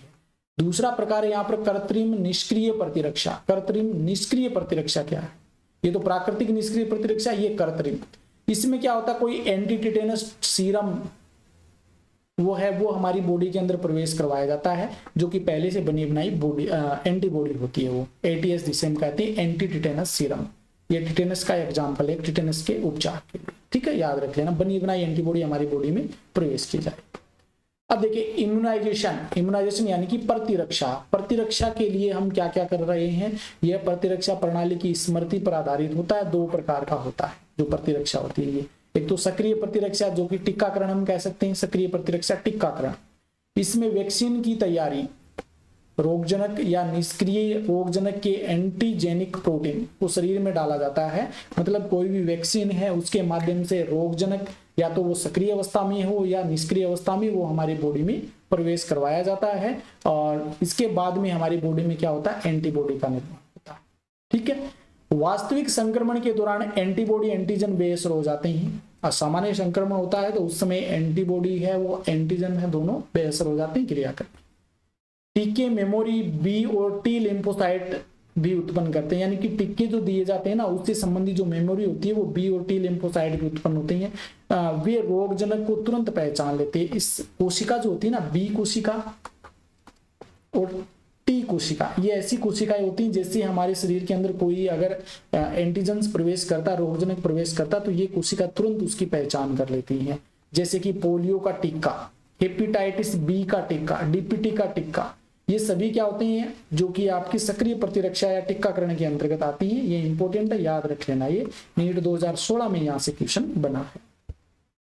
टीके डीएनए पुनः संयोजक तकनीक का उपयोग करके उत्पादित किए जाते हैं। टीके जो होती हैं डीएनए पुनः संयोजन, मतलब रिकॉम्बिनेट डीएनए टेक्नोलॉजी है ना, उसका उपयोग करके बनाए जाते हैं टीके। एग्जाम्पल के लिए हम बात करें तो ईस्ट से निर्मित जो हेपेटाइटिस बी का टीका, ईस्ट से कौन सा टीका बनता है, हेपेटाइटिस बी का टीका बनता है, ये याद रखें। निष्क्रिय प्रतिरक्षा की हम बात करते हैं, ये तो सक्रिय प्रतिरक्षा हो गई। अब निष्क्रिय प्रतिरक्षा, तो यह पूर्व निर्मित एंटीबॉडी या एंटीटॉक्सिन का प्रत्यक्ष इंजेक्शन है। मतलब पहले से एंटीबॉडी का निर्माण हुआ है या कोई एंटीटॉक्सिन है, वो हमारी बॉडी में इंजेक्शन के माध्यम से डाला जाता है, वो निष्क्रिय प्रतिरक्षा हो गई। नीट 2020 में यहाँ से क्वेश्चन बना है। इसे त्वरित प्रतिरक्षा प्रतिक्रिया की आवश्यकता होती है, क्योंकि ये एंटीबॉडी बनी बनाई है तो सीधी जाती क्रिया करने लग जाती है, तुरंत काम करना शुरू कर देती है। जबकि उसमें हम बात करें तो वो पहले जाती है शरीर में, फिर उसकी पहचान होती है, फिर वो एंटीबॉडी बनती है, तो थोड़ी धीरे प्रक्रिया है। जैसे एग्जाम्पल के लिए टिटेनस के लिए टीका लगाते हैं, सांप के जहर को खत्म करने के लिए हमें एंटीटॉक्सिन देते हैं, तो ये क्या है, टीकाकरण के रूप में निष्क्रिय प्रतिरक्षा होगी। 2016 में यहाँ से क्वेश्चन बना। अब आता है एलर्जी। ये पर्यावरण में मौजूद कुछ एंटीजेंस के लिए प्रतिरक्षा प्रणाली की आंतरिक अंतररंजित प्रतिक्रिया है। यानी कि पर्यावरण में कुछ एंटीजेंस पाए जाते हैं जो हमारी बॉडी पर कुछ प्रतिकूल प्रभाव डालते हैं, हमारे प्रतिरक्षा तंत्र पर, तो वो क्या करते हैं, एलर्जी उत्पन्न करते हैं। एलर्जी होती क्या, देखिए एलर्जी पैदा करने वाले जो पदार्थ होते हैं वो एलर्जिक कहलाते हैं, जैसे कि धूल है, परागकण है, जानवरों की रूसी है, फर है, इनमें जो मौजूद कण है ये क्या करते हैं, एलर्जी उत्पन्न करते हैं। देखिए एलर्जी कई प्रकार से हो सकती है, परागकण भी उत्पन्न करते हैं, धूल है, मिट्टी है, इसके अलावा कुछ जानवर भी होते हैं उनसे भी एलर्जी होती है। तो ये कई कारण हो सकते हैं एलर्जी के। एलर्जी के खिलाफ उत्पादित एंटीबॉडी IgE है, IgE इंपॉर्टेंट है। जैसे हमारी बॉडी में एलर्जी होती है तो ये एंटीबॉडी का निर्माण हो जाता है। एलर्जी मास्ट कोशिकाओं से हिस्टामिन और सीरोटोनिन जैसे रसायनों को रिलीज के कारण होता है। जैसे हमारे शरीर में कोई एलर्जी या एंटीजेंस प्रवेश करता है जिससे हमें एलर्जी है, तो वो प्रवेश करते ही क्या होता है, हमारी बॉडी में मास्ट कोशिकाओं के द्वारा हिस्टामिन और सीरोटोनिन जैसे रसायनों को रिलीज होने शुरू हो जाते हैं। इसके लक्षण क्या हो सकते हैं, जैसे कि अधिक छींक आना, आंखों से पानी का लगातार बहना, ये भी एलर्जी हो सकती है, नाक का बहना, सांस लेने में कठिनाई होना, त्वचा पर चकत्ते जम जाना, ये सभी क्या है, एलर्जी के ही लक्षण हैं। एलर्जी के कारण का निर्धारण, कारण कैसे पता करें कि इस कारण से हमें एलर्जी हुई है, तो रोगी को संभावित एलर्जी की बहुत छोटी खुराक के साथ उजागर या इंजेक्शन दिया जाता है। मतलब जिस चीज से एलर्जी है उसकी कम खुराक देकर के उसको इंजेक्शन दिया जाता है। फिर वो क्या प्रतिक्रिया करता है, उस प्रतिक्रियाओं का अध्ययन किया जाता है। सर दर्द होता है या सांस लेने में कठिनाई है, परागण का थोड़ी सी मात्रा दे देते हैं तो उससे क्या प्रभाव पड़ेगा उसकी बॉडी पर, उसकी हम जांच करते हैं। इलाज कैसे करेंगे, तो एंटी हिस्टामिन का इंजेक्शन दिया जाता है, या एड्रेनलिन या स्टेरॉइड जैसे हैं जो दवाएं हैं, इनको एलर्जी के लक्षणों को जल्दी कम करने के लिए काम में ली जाती हैं। तो इलाज एंटी हिस्टामिन, एड्रेनलिन, स्टेरॉइड्स ऐसी दवाएं काम में ली जाती है एलर्जी के लिए। एलर्जी के कारण होने वाला सांस का रोग अस्थमा है, एलर्जी के कारण ही होता है ये। आधुनिक जीवन शैली के परिणाम स्वरूप प्रतिरक्षा कम होती है। वर्तमान में जीवन शैली इसी प्रकार की बन गई है कि मिलावट वाले फूड इस्तेमाल हम करते हैं, तो इन सभी के कारण क्या होती है, हमारी जो प्रतिरक्षा बहुत ही कम हो गई है। एलर्जी के प्रति अधिक संवेदनशीलता है, मतलब हर किसी को सामान्य रूप से हमें एलर्जी देखने को मिलती है। ऑटो इम्यूनिटी, अब बात करते हैं एड्स की। ऑटो इम्यूनिटी के अंदर जो पहला रोग आता है वो है एड्स, फुल फॉर्म याद रख लेना, एक्वायर्ड इम्यूनोडेफिशिएंसी सिंड्रोम। यह वह स्थिति है जिसमें शरीर आनुवांशिक और अन्य अज्ञात कारणों से आत्म कोशिकाओं पर हमला कर देता है, मतलब खुद की कोशिकाओं को ही नष्ट करना शुरू कर देता है, ऑटो इम्यून बीमारी की ओर ले जाता है। जैसे कि रूमेटॉइड गठिया, माइस्थेनिया ग्रेविस, ग्रेव रोग, ये ऐसे रोग है जो आत्म कोशिकाओं पर ही या अपनी कोशिकाओं को नष्ट कर देते हैं। ऑटो इम्यूनिटी, ये प्रतिरक्षा प्रणाली की कमी है। मतलब एड्स जो रोग है ये क्या है, प्रतिरक्षा प्रणाली की कमी है। प्रतिरक्षा, हमारा जो इम्यून सिस्टम वो फेल हो जाता है। ये HIV, फुल फॉर्म है ह्यूमन इम्यूनो डेफिशिएंसी वायरस, इसी के कारण होता है ये, यही इसका रोगजनक है। जो एक रेट्रो वायरस है जिसमें सिंगल स्टैंडर्ड RNA पाया जाता है, इंपॉर्टेंट है, यहाँ से क्वेश्चन बन सकता है। 2016 में यहाँ से क्वेश्चन पूछा गया है। ये भी वीडियो काफी लंबा हो गया, घंटे भर का हो गया। एड्स के बारे में सबसे पहले कहां पता चला था तो अमेरिका में 1981 में सबसे पहले सूचना वो अमेरिका से मिली थी, 1981 में एड्स के बारे में, जो कि एक जानलेवा बीमारी है। इसका प्रसार कैसे होता है, देखिए संक्रमित व्यक्ति के साथ यौन संपर्क करने से, संभोग वगैरह करने से, जो व्यक्ति संक्रमित है उसके साथ करने से तो यह फैल सकता है। दूषित रक्त या रक्त उत्पादों का आदान करने से, कोई भी संक्रमित व्यक्ति का ब्लड है कोई स्वस्थ व्यक्ति को चढ़ा दिया तो उससे भी क्या हो सकता है, एड्स हो सकता है। संक्रमित सुइयों को साझा करने से हो सकता है, कोई भी संक्रमित व्यक्ति के साथ सुई इंजेक्शन लगाया हमने, उस इंजेक्शन का हम स्वस्थ व्यक्ति के प्रयोग करते हैं तो उससे ये फैल सकता है। संक्रमित मां से लेकर प्लेसेंटा के माध्यम से उसके बच्चे में भी हो सकता है। कोई भी व्यक्ति संक्रमित है, मतलब कोई माता संक्रमित है तो उससे उसके बच्चे में भी हो सकता है। HIV होने के उच्च जोखिम वाले लोग, मतलब जिनको HIV हो गया उनको सबसे ज्यादा मतलब जो ऐसी स्थिति आ जाती है जो उनके लिए बहुत ज्यादा जोखिम वाली होती है। देखिए कई यौन साझेदारों वाले व्यक्ति, ऐसे व्यक्ति जो कई लोगों के साथ संपर्क बना चुके हैं, संबंध असुरक्षित यौन संपर्क बना चुके हैं, वो ड्रग एडिक्ट जो नशों में ड्रग्स लेते हैं, ऐसा एड्स से संक्रमित हैं और वो ड्रग्स का इस्तेमाल करते हैं नशों के अंदर। जिन व्यक्तियों को बार बार रक्त आदान की आवश्यकता होती है, जिनमें ब्लड की कमी हो जाती है, बार बार उनको ब्लड की आवश्यकता होती है, उनके लिए घातक हो सकता है। HIV संक्रमित मां से पैदा हुए बच्चे और HIV संक्रमित मां से जो बच्चा पैदा हो जाए उस बच्चे में अगर वो HIV संक्रमित तो वो उनके लिए घातक हो सकता है। तो इनके लिए डेंजरस होता है ये बीमारी सब ज्यादातर। तो ये इसका डायग्राम देखिए, रेट्रो वायरस होता है, वायरल कोड, ये नहीं, ये मैं आपको ये स्ट्रक्चर आप देख लेना, मैं आपको ये आगे एक स्ट्रक्चर और ऐड किए मैंने, उसके माध्यम से आपको समझा दूंगा। ठीक है, आगे देखिए, ये इसकी स्ट्रक्चर होती है, इसमें ये आरएनए होता है सिंगल स्टैंडर्ड। एचआईवी स्पर्श या शारीरिक संपर्क से नहीं फैलता है, किसी को छूने या शारीरिक संपर्क वगैरह से नहीं फैलता है। यह केवल शरीर के तरल पदार्थों के माध्यम से, जो तरल शरीर के तरल पदार्थ उसके संपर्क में आने से फैलता है। संक्रमण और लक्षणों की उपस्थिति के बीच एक इंक्यूबेशन अवधि होती है, कुछ महीनों से 5 से 10 वर्ष तक होती है। सॉरी, इसमें संक्रमण हो गया तो तुरंत ही हमें संक्रमण दिखाए, उसके अंदर लक्षण दिखाई नहीं देते, उसको संक्रमण होने के लगभग 5 से 10 साल बाद उनको लक्षण है वो दिखाई देते हैं। इस अवधि के दौरान व्यक्ति है उसमें लगातार बुखार रहना, दस्त आना, वजन घटाने के वजन है उसका कम होना शुरू हो जाना, ये सभी लक्षण उनमें देखने को मिलते हैं। ये देखिए यहाँ पर ये प्रोसेस समझना थोड़ी सी, यहाँ पर टी कोशिका, ये आपका क्या है, जो एचआईवी वायरस है, और वायरस क्या करेगा, ये आपका जाएगा हमारा जो इम्यून सिस्टम है उसको प्रभावित करेगा, उसमें जाकर का हमारा जो डीएनए होता है उसके साथ में जुड़ जाता है, फिर इसका रेप्लिकेशन होता है, और रेप्लिकेशन होने के बाद बहुत सारी अपनी कॉपियां बना लेता है, और कॉपियां बना करके सीधा फिर इम्यून सिस्टम पर अटैक कर देगा, और इम्यून सिस्टम अटैक करने पर इम्यून सिस्टम क्या हो जाएगा, कोलैप्स कर जाएगा, काम करना बंद कर देगा। ठीक है, फिर बहुत सारी बीमारियों का घर बन जाता है वो हमारी बॉडी जो होती है। देखिए टेस्ट, एचआईवी संक्रमित व्यक्ति माइक्रोबैक्टीरियम, वायरस, कवक और टॉक्सोप्लाज्मा जैसी परजीवी से संक्रमित हो सकते हैं। एचआईवी से संक्रमित व्यक्ति तो उसका इम्यून सिस्टम फेल हो गया, तो इस कारण बहुत सारे वायरस से संक्रमित हो सकते हैं, बैक्टीरिया से संक्रमित हो सकते हैं, कवकों से, मतलब अलग अलग प्रकार की बीमारियां उन्हें हो सकती है। निदान है, इसके लिए एक टेस्ट किया जाता है, वेरी वेरी इंपॉर्टेंट है, एलिजा टेस्ट करते हैं। फुल फॉर्म पूछ ली जाती है, एंजाइम लिंक्ड इम्यूनोसॉर्बेंट एसे, एंजाइम लिंक्ड इम्यूनोसॉर्बेंट एसे, वेरी वेरी इंपॉर्टेंट है, यहां से क्वेश्चन बन सकता है। उपचार की हम बात करें तो एंटीवायरल दवाएं है वो काम में ली जाती है, आंशिक रूप से प्रभावी होती है, वे केवल रोगी के जीवन को लंबा खींच सकती है, उसके जीवन काल को बढ़ा सकती है, लेकिन इसके अलावा इसका कोई उपचार नहीं है, पूर्ण रूप से ठीक उसे नहीं किया जा सकता। एड्स की रोकथाम क्या है, टेक केयर, सावधानी रखिए। सावधानी किसमें, एड्स के बारे में लोगों को शिक्षित करें, जागरूक करें लोगों को। रक्त यानी कि ब्लड लेना एचआईवी से सुरक्षित है।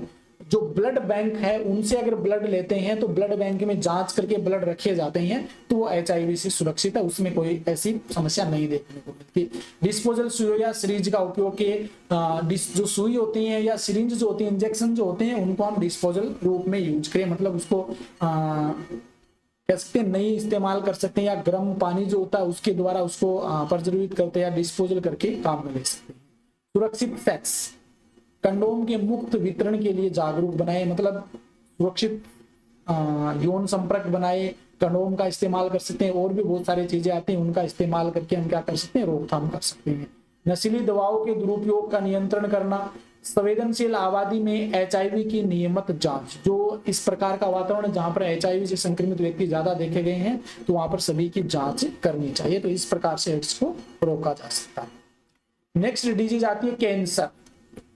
कैंसर होता क्या है, सबसे पहले तो ये पता होना चाहिए। देखिए कोई नॉर्मल सेल्स होती है उसमें म्यूटेशन हो जाता है, और म्यूटेशन होने से ये अपनी मतलब बहुत अनियमित रूप से विभाजन करना शुरू कर देती है।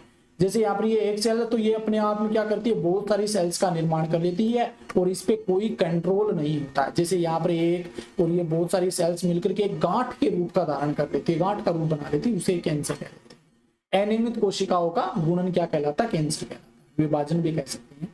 तो कैंसर कोशिकाओं का एक असामान्य या अनियंत्रित विभाजन जो होता है उसे हम कैंसर कह देते हैं, जिसके परिणाम स्वरूप ट्यूमर कोशिका बहुत सारी एक जगह इकट्ठी हो जाती है, ट्यूमर का निर्माण होता है।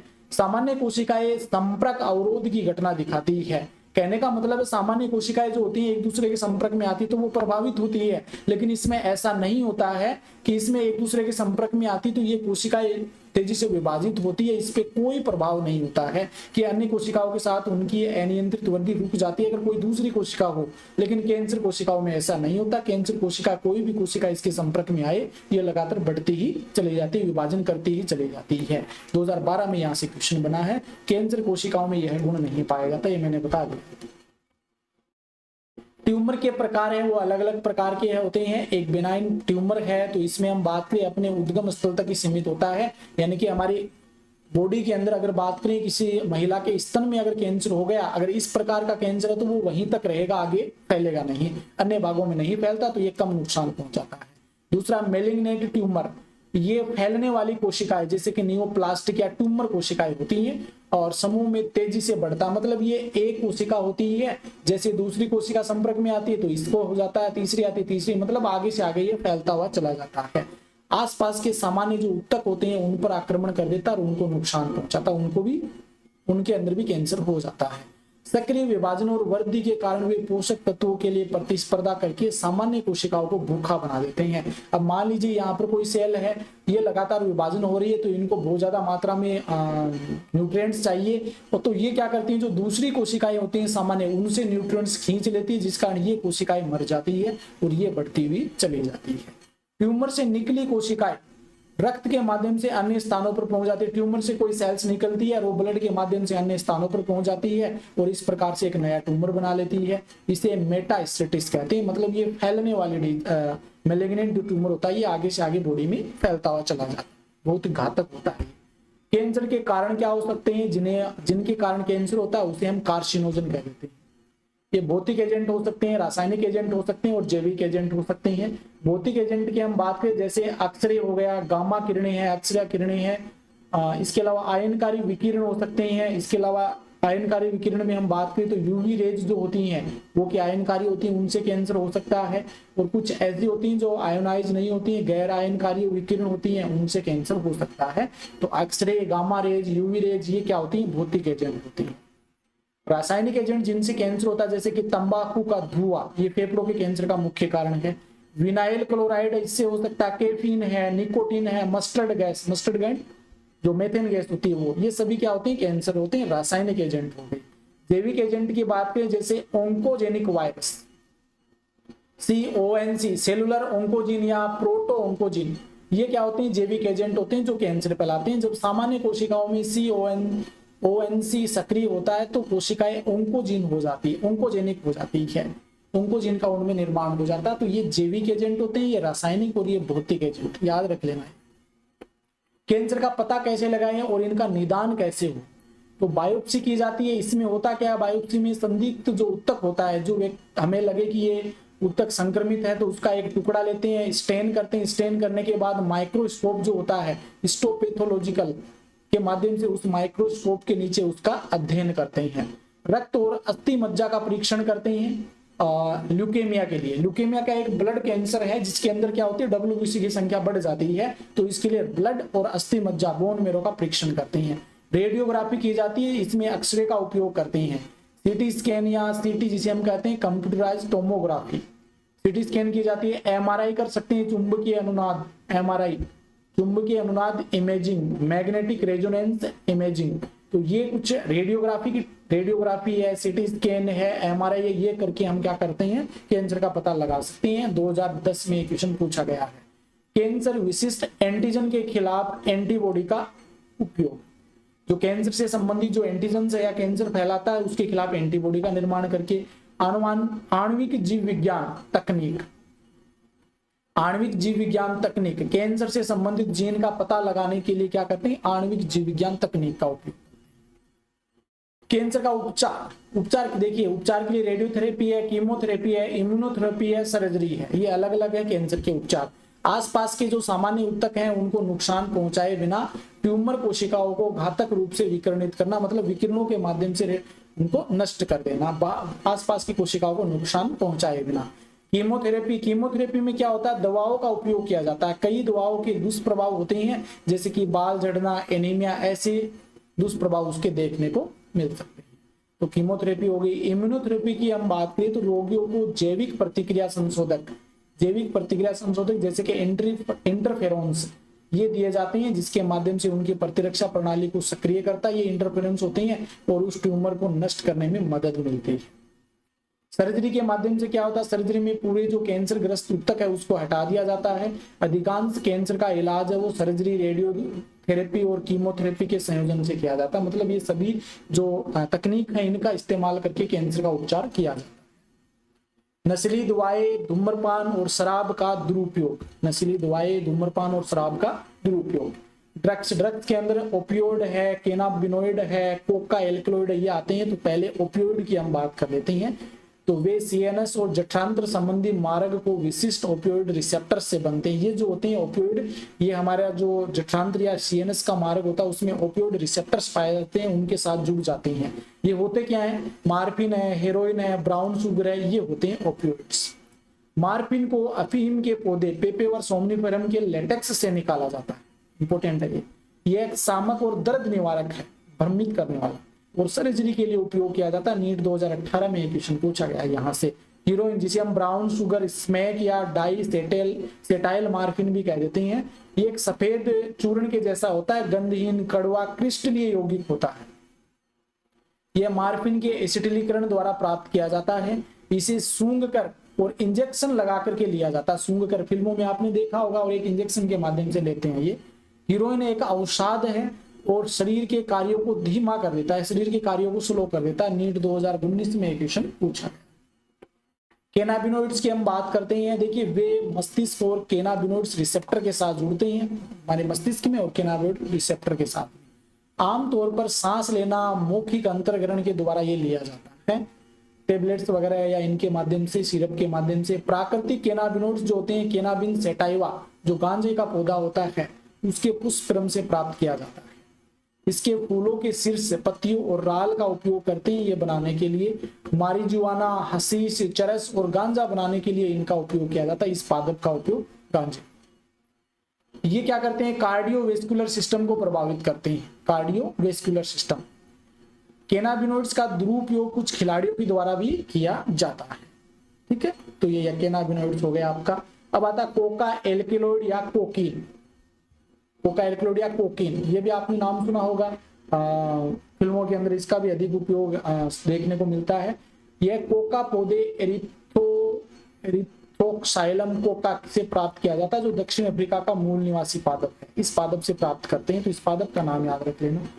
ये न्यूरोट्रांसमीटर डोपामाइन के परिवहन को हस्तक्षेप करता है। हमारा जो न्यूरोट्रांसमीटर होता है उसको रोक लेता है, उसमें हस्तक्षेप करने का काम करता है। कोकीन आमतौर पर सूंघा जाता है, सूंघ करके लिया जाता है। यह सीएनएस को उत्तेजित करके जो उत्साह और बढ़ी हुई ऊर्जा पैदा करता है, हमारे शरीर को एक्टिव कर देता है। सीएनएस केंद्रीय तंत्रिका तंत्र को उत्तेजित कर देता है। कोकीन की अत्यधिक खुराक मत्ती भ्रम का कारण बनती है, मतलब भ्रमित हो जाता, पागल हो जाता ज्यादा मात्रा में लेने से। एट्रोपा, बेलाडोना और धतूरा भी मत्ती भ्रम वाले पौधे होती हैं। इनमें भी क्या होता है? मत्ती भ्रम करने वाले पौधे होते हैं, बेहोश करने वाले, या उनसे ज्यादा दिमाग खराब हो जाता है, ऐसा मान लीजिए आप, नशा हो जाता है, ऐसा मान सकते हैं। AIPMT 2014 में यहाँ से क्वेश्चन बना है। याद रखने वाली चीजें, कुछ समझाने वाला है नहीं। एक यहाँ पर ज्ञान भंडार के रूप में मैंने एक नोट लगा के लिखा है।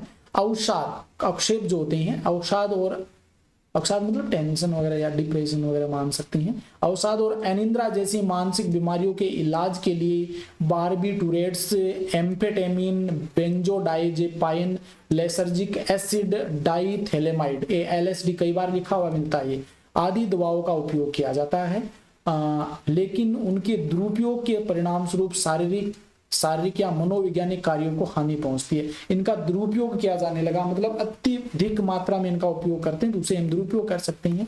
तो ये शारीरिक और मनोवैज्ञानिक रूप से इसकी हमें हानि होती है। AIPMT 2014 में यहाँ से क्वेश्चन बना है। स्मोकिंग, धूम्रपान करना। तंबाकू को धूम्रपान किया जाता है, चबाया भी जाता है, पुड़िया वगैरह खाते हैं। सूंघने के रूप में इस्तेमाल किया जाता है। देखिए यहाँ पर क्वाइट स्मोकिंग, मतलब स्मोकिंग को छोड़े, ये भी मैंने अलग से आपको साइन के लिए लिखा है। सही नहीं है, हमारे शरीर को नुकसान पहुंचता है इससे, तो इससे दूर रहे। तंबाकू में निकोटिन एक एल्कलॉइड होता है, ये अधिवरक ग्रंथि को एड्रेनालिन और नोर एड्रेनालिन जारी करने के लिए उत्तेजित कर देता है। जैसे तंबाकू लेते हैं ना, उसमें एल्कलॉइड हमारे शरीर में जाता है, निकोटिन, और एड्रेनालिन और नोर एड्रेनालिन हार्मोन सिक्रेट होते हैं, जिससे हमारा उच्च ताप और हृदय की गति वो तेज हो जाती है। धूम्रपान से फेफड़े, मूत्राशय और गले का कैंसर हो सकता है। ब्रोंकाइटिस, वात स्फीति रोग हो सकती है। कोरोनरी हृदय रोग हो सकता है। गैस्ट्रिक अल्सर आदि है, इन सभी का कैंसर हमें हो सकता है। तंबाकू चबाने वाले जो होते हैं उनको मुंह का कैंसर है, इस सामान्य रूप से मुंह का कैंसर हो सकता है। धूम्रपान रक्त में कार्बन मोनोऑक्साइड की सामग्री को बता, सामान्यतः क्या होता है, ब्लड में हमारे लिए ऑक्सीजन इंपॉर्टेंट है, लेकिन कई बार क्या होता है कि ज्यादा धूम्रपान करते तो हमारे शरीर बॉडी में या ब्लड के अंदर मोनोऑक्साइड कार्बन मोनोऑक्साइड की मात्रा बढ़ जाती है, जो कि ऑक्सी हीमोग्लोबिन को कम कर देती है और इससे हमारे शरीर में ऑक्सीजन की कमी हो जाती है, जो हमारे लिए नुकसानदायक है या सांस लेने में दिक्कत हो सकती है। ये आप देख सकते हैं ऐसी समस्याओं का सामना पड़ सकता है। ये हो गया आपका स्मोकिंग। इसके बाद में एडोलसेंस यानी किशोरावस्था। तो किशोरावस्था में क्या होता है? किशोरावस्था एक ऐसी अवधि है और एक ऐसी प्रक्रिया है जिसके दौरान एक बच्चा समाज में प्रभावी भागीदारी के लिए अपने दृष्टिकोण और विश्वासों के संदर्भ में परिपक्व, मतलब वो व्यक्ति परिपक्व हो जाता है, हर चीज को समझने लग जाता है, एक ऐसी नई दुनिया में प्रवेश कर जाता है। किशोरावस्था बचपन और वयस्कता 12 से 18 वर्ष के बीच की आयु की अवधि है, जो इसको जोड़ने के लिए एक पुल का काम करती है। ये मानसिक और मनोवैज्ञानिक विकास को बहुत कमजोर बनाता है, क्योंकि इसमें जो आपके संवेग होते हैं ना, उनमें परिवर्तन होता है, कभी खुश कभी गम, वैसी स्थिति रहती है इसके। ज्यादा यहाँ पर एक्सप्लेन नहीं कर सकता, क्योंकि जब हम ये किशोरावस्था वाला पढ़ेंगे ना उस समय बताऊंगा। यहाँ पे जितना दे रखा आपके एनसीईआरटी में वही बताऊंगा, क्योंकि वैसे क्लास भी अभी लंबी होती जा रही है ना, 1 मिनट पर अरे पौने घंटे का था, लेकिन समझाने के चक्कर में आपको बहुत ज्यादा समय लेगी। किशोरावस्था में दवा शराब के उपयोग के कारण क्या हो सकते हैं? मुख्य रूप से किशोरावस्था में गलत आदतें सीखी जाती है, तो जिज्ञासा और प्रयोग, मतलब एक उत्सुकता रहती है ये चीज करने की।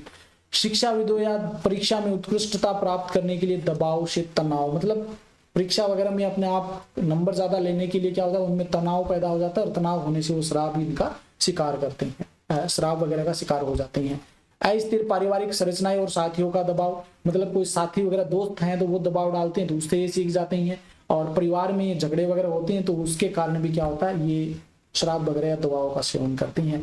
रोमांच और उत्साह की आवश्यकता होती है, इस स्थिति में आप खुश रहने के लिए क्या होती है, इंजॉय करने के लिए इन चीजों का उपयोग कर लेते हैं। समस्याओं का सामना करने बचने के लिए, कोई डिफिकल्टी आ गई, समस्या आ गई, तो उसको बचने के लिए क्या करते हैं, इनका उपयोग करते हैं। टेलीविजन, फिल्मों, समाचार पत्रों, इंटरनेट आदि से प्रभाव, तो इनमें इनका ज्यादा उपयोग किया जाता है, तो उस चक्कर में ये अपने आप को दिखाने के लिए भी इन शराब दवाओं का उपयोग कर लेते हैं। नशीली दवाएं, धूम्रपान और शराब का दुरुपयोग, ये तो उपयोग कैसे करते हैं किशोरावस्था में, दुरुपयोग कैसे करते हैं? देखिए, एक तो एडिक्शन, मतलब लत लग जाती है इन चीजों की। दवाओं और शराब के साथ एक मनोवैज्ञानिक लगाव हो जाता है, उत्साह और कल्याण की एक अस्थायी भावना, मतलब शराब पीते अपने आप जन्नत में पहुंच जाते हैं, तो वैसे एक भावना आ जाती है, वो एक मनोवैज्ञानिक लगाव हो जाता है। दवाओं के बार बार उपयोग के साथ रिसेप्टर्स की सहनशीलता का स्तर बढ़ जाता है, मतलब बार बार में जो अंदर के रिसेप्टर्स होते हैं वो उस चीज के आदी हो जाते हैं, नहीं लेते तो हमें कुछ दिक्कत सी महसूस होती है, और वो लेते उनको आराम मिल जाता है, तो ऐसी स्थिति हमारी बॉडी में प्रकट हो जाती है। आपने जो शराब के आदी हैं उनसे बातचीत करके पता भी चला होगा कि वो दारू वगैरह शराब नहीं पीते हैं, तो उनमें कुछ अलग सी फीलिंग हो जाती है, चिड़चिड़ा स्वभाव हो जाता है उनका। इस प्रकार रिसेप्टर्स केवल उस उच्च खुराक के लिए प्रतिक्रिया करते हैं जिससे अधिक सेवन और लत लगती। डिपेंडेंस या निर्भरता, ये शरीर की प्रवृत्ति है, वह एक विशेषता और अप्रिय वापसी सिंड्रोम प्रकट करता है। यदि ड्रग्स अल्कोहल की नियमित खुराक अचानक बंद कर जाए, मतलब एक लत लग जाती है और फिर अचानक से बंद कर दी जाए, तो इसके परिणाम स्वरूप उसमें चिंता, अस्थिरता, मतली, चक्कर आना, पसीना है, ये लक्षण उनमें देखने को मिलते हैं, क्योंकि उसके प्रति वो आदी हो जाते हैं, एक लगाव हो जाता है, वो उसके ऊपर निर्भर हो जाते हैं। निर्भरता सामाजिक समायोजन समस्याओं की ओर ले जाती है। निर्भरता जो होती है सामाजिक समस्याएं हैं उनकी ओर ले जाती है, वो समाज में अपने आप को समायोजित नहीं कर पाते हैं, सभी के साथ अच्छा व्यवहार नहीं कर पाते हैं। नशीली दवाओं और शराब के सेवन के प्रभाव क्या हो सकते हैं? देखिए, जो शराब का सेवन करते हैं वो लापरवाह हो सकते हैं, उनके व्यवहार में लापरवाह हो सकती हैं, बर्बरता, हिंसा, लड़ाई झगड़ा करना, ये घरों में सामान्य आप वर्तमान में देखते भी हैं। श्वसन में विफलता है, दिल की विफलता या मस्तिष्क रक्तस्राव के कारण कोमा और मृत्यु हो सकती है। शराब के साथ संयोजन में ड्रग्स मृत्यु का कारण बन सकता है। शराब के साथ में ड्रग मिलाकर के लेते हैं तो वो मर भी सकता है व्यक्ति। तंत्रिका तंत्र और यकृत सिरोसिस, ये रोग हो सकता है, और ये AIPMT 2012 में पूछा भी गया है। परिवार और दोस्तों के लिए मानसिक और सामाजिक संकट, परिवार और दोस्तों के साथ अच्छा व्यवहार नहीं हो, समाज में वो अपने कोई काम वगैरह में पार्टिसिपेट नहीं करने का कारण ये शराब वगैरह के सेवन से होता है। चोरी और संक्रामक रोग जैसे कि एड्स, हेपेटाइटिस बी के प्रसार जैसी सामाजिक समस्याएं बन जाती है।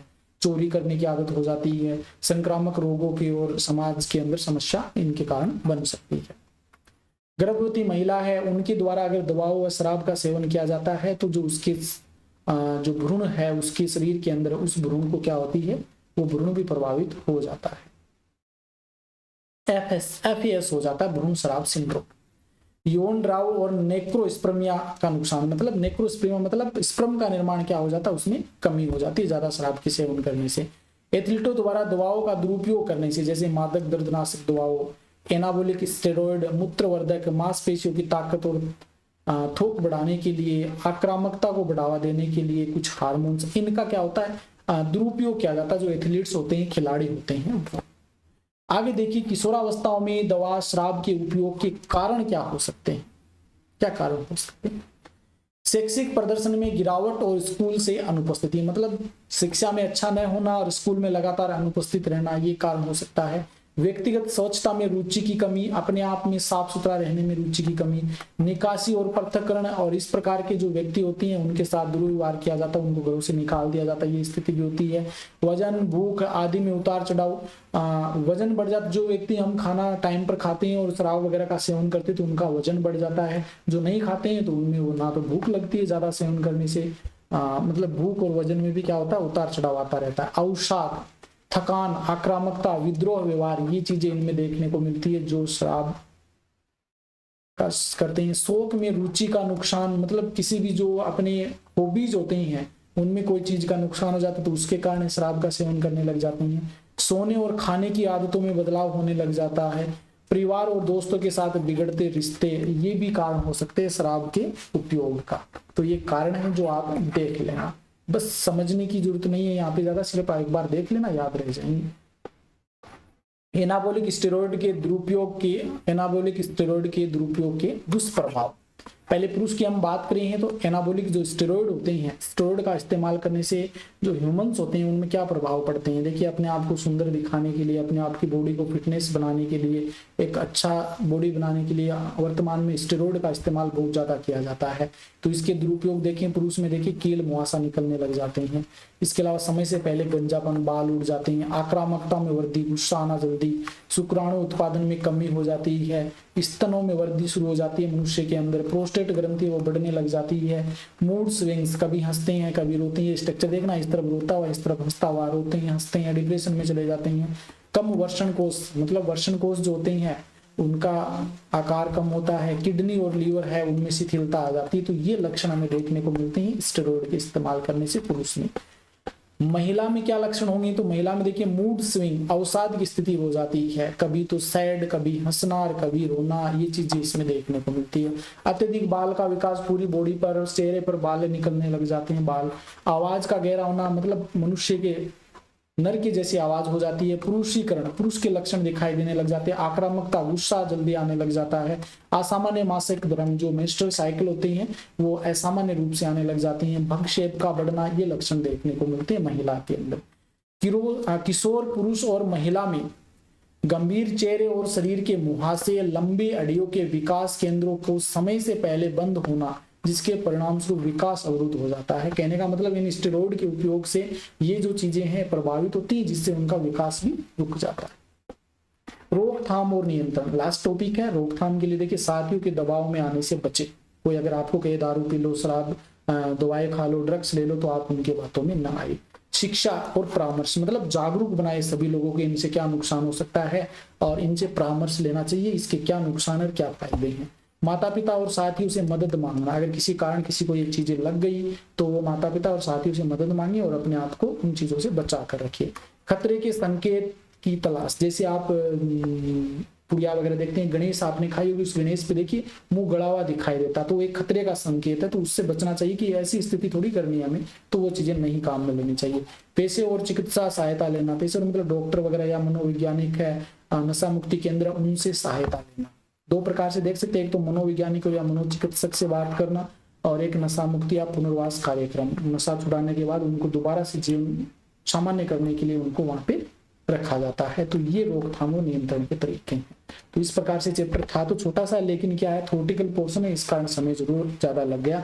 अगर आपको ये लेक्चर अच्छा लगा है तो कमेंट करके जरूर बताना, और अच्छा लगा तो इसको अधिक से अधिक शेयर करें, और यदि अभी तक आपने मेरे चैनल को सब्सक्राइब नहीं किया तो सब्सक्राइब जरूर कर लीजिए। आज के लिए इतना ही, धन्यवाद।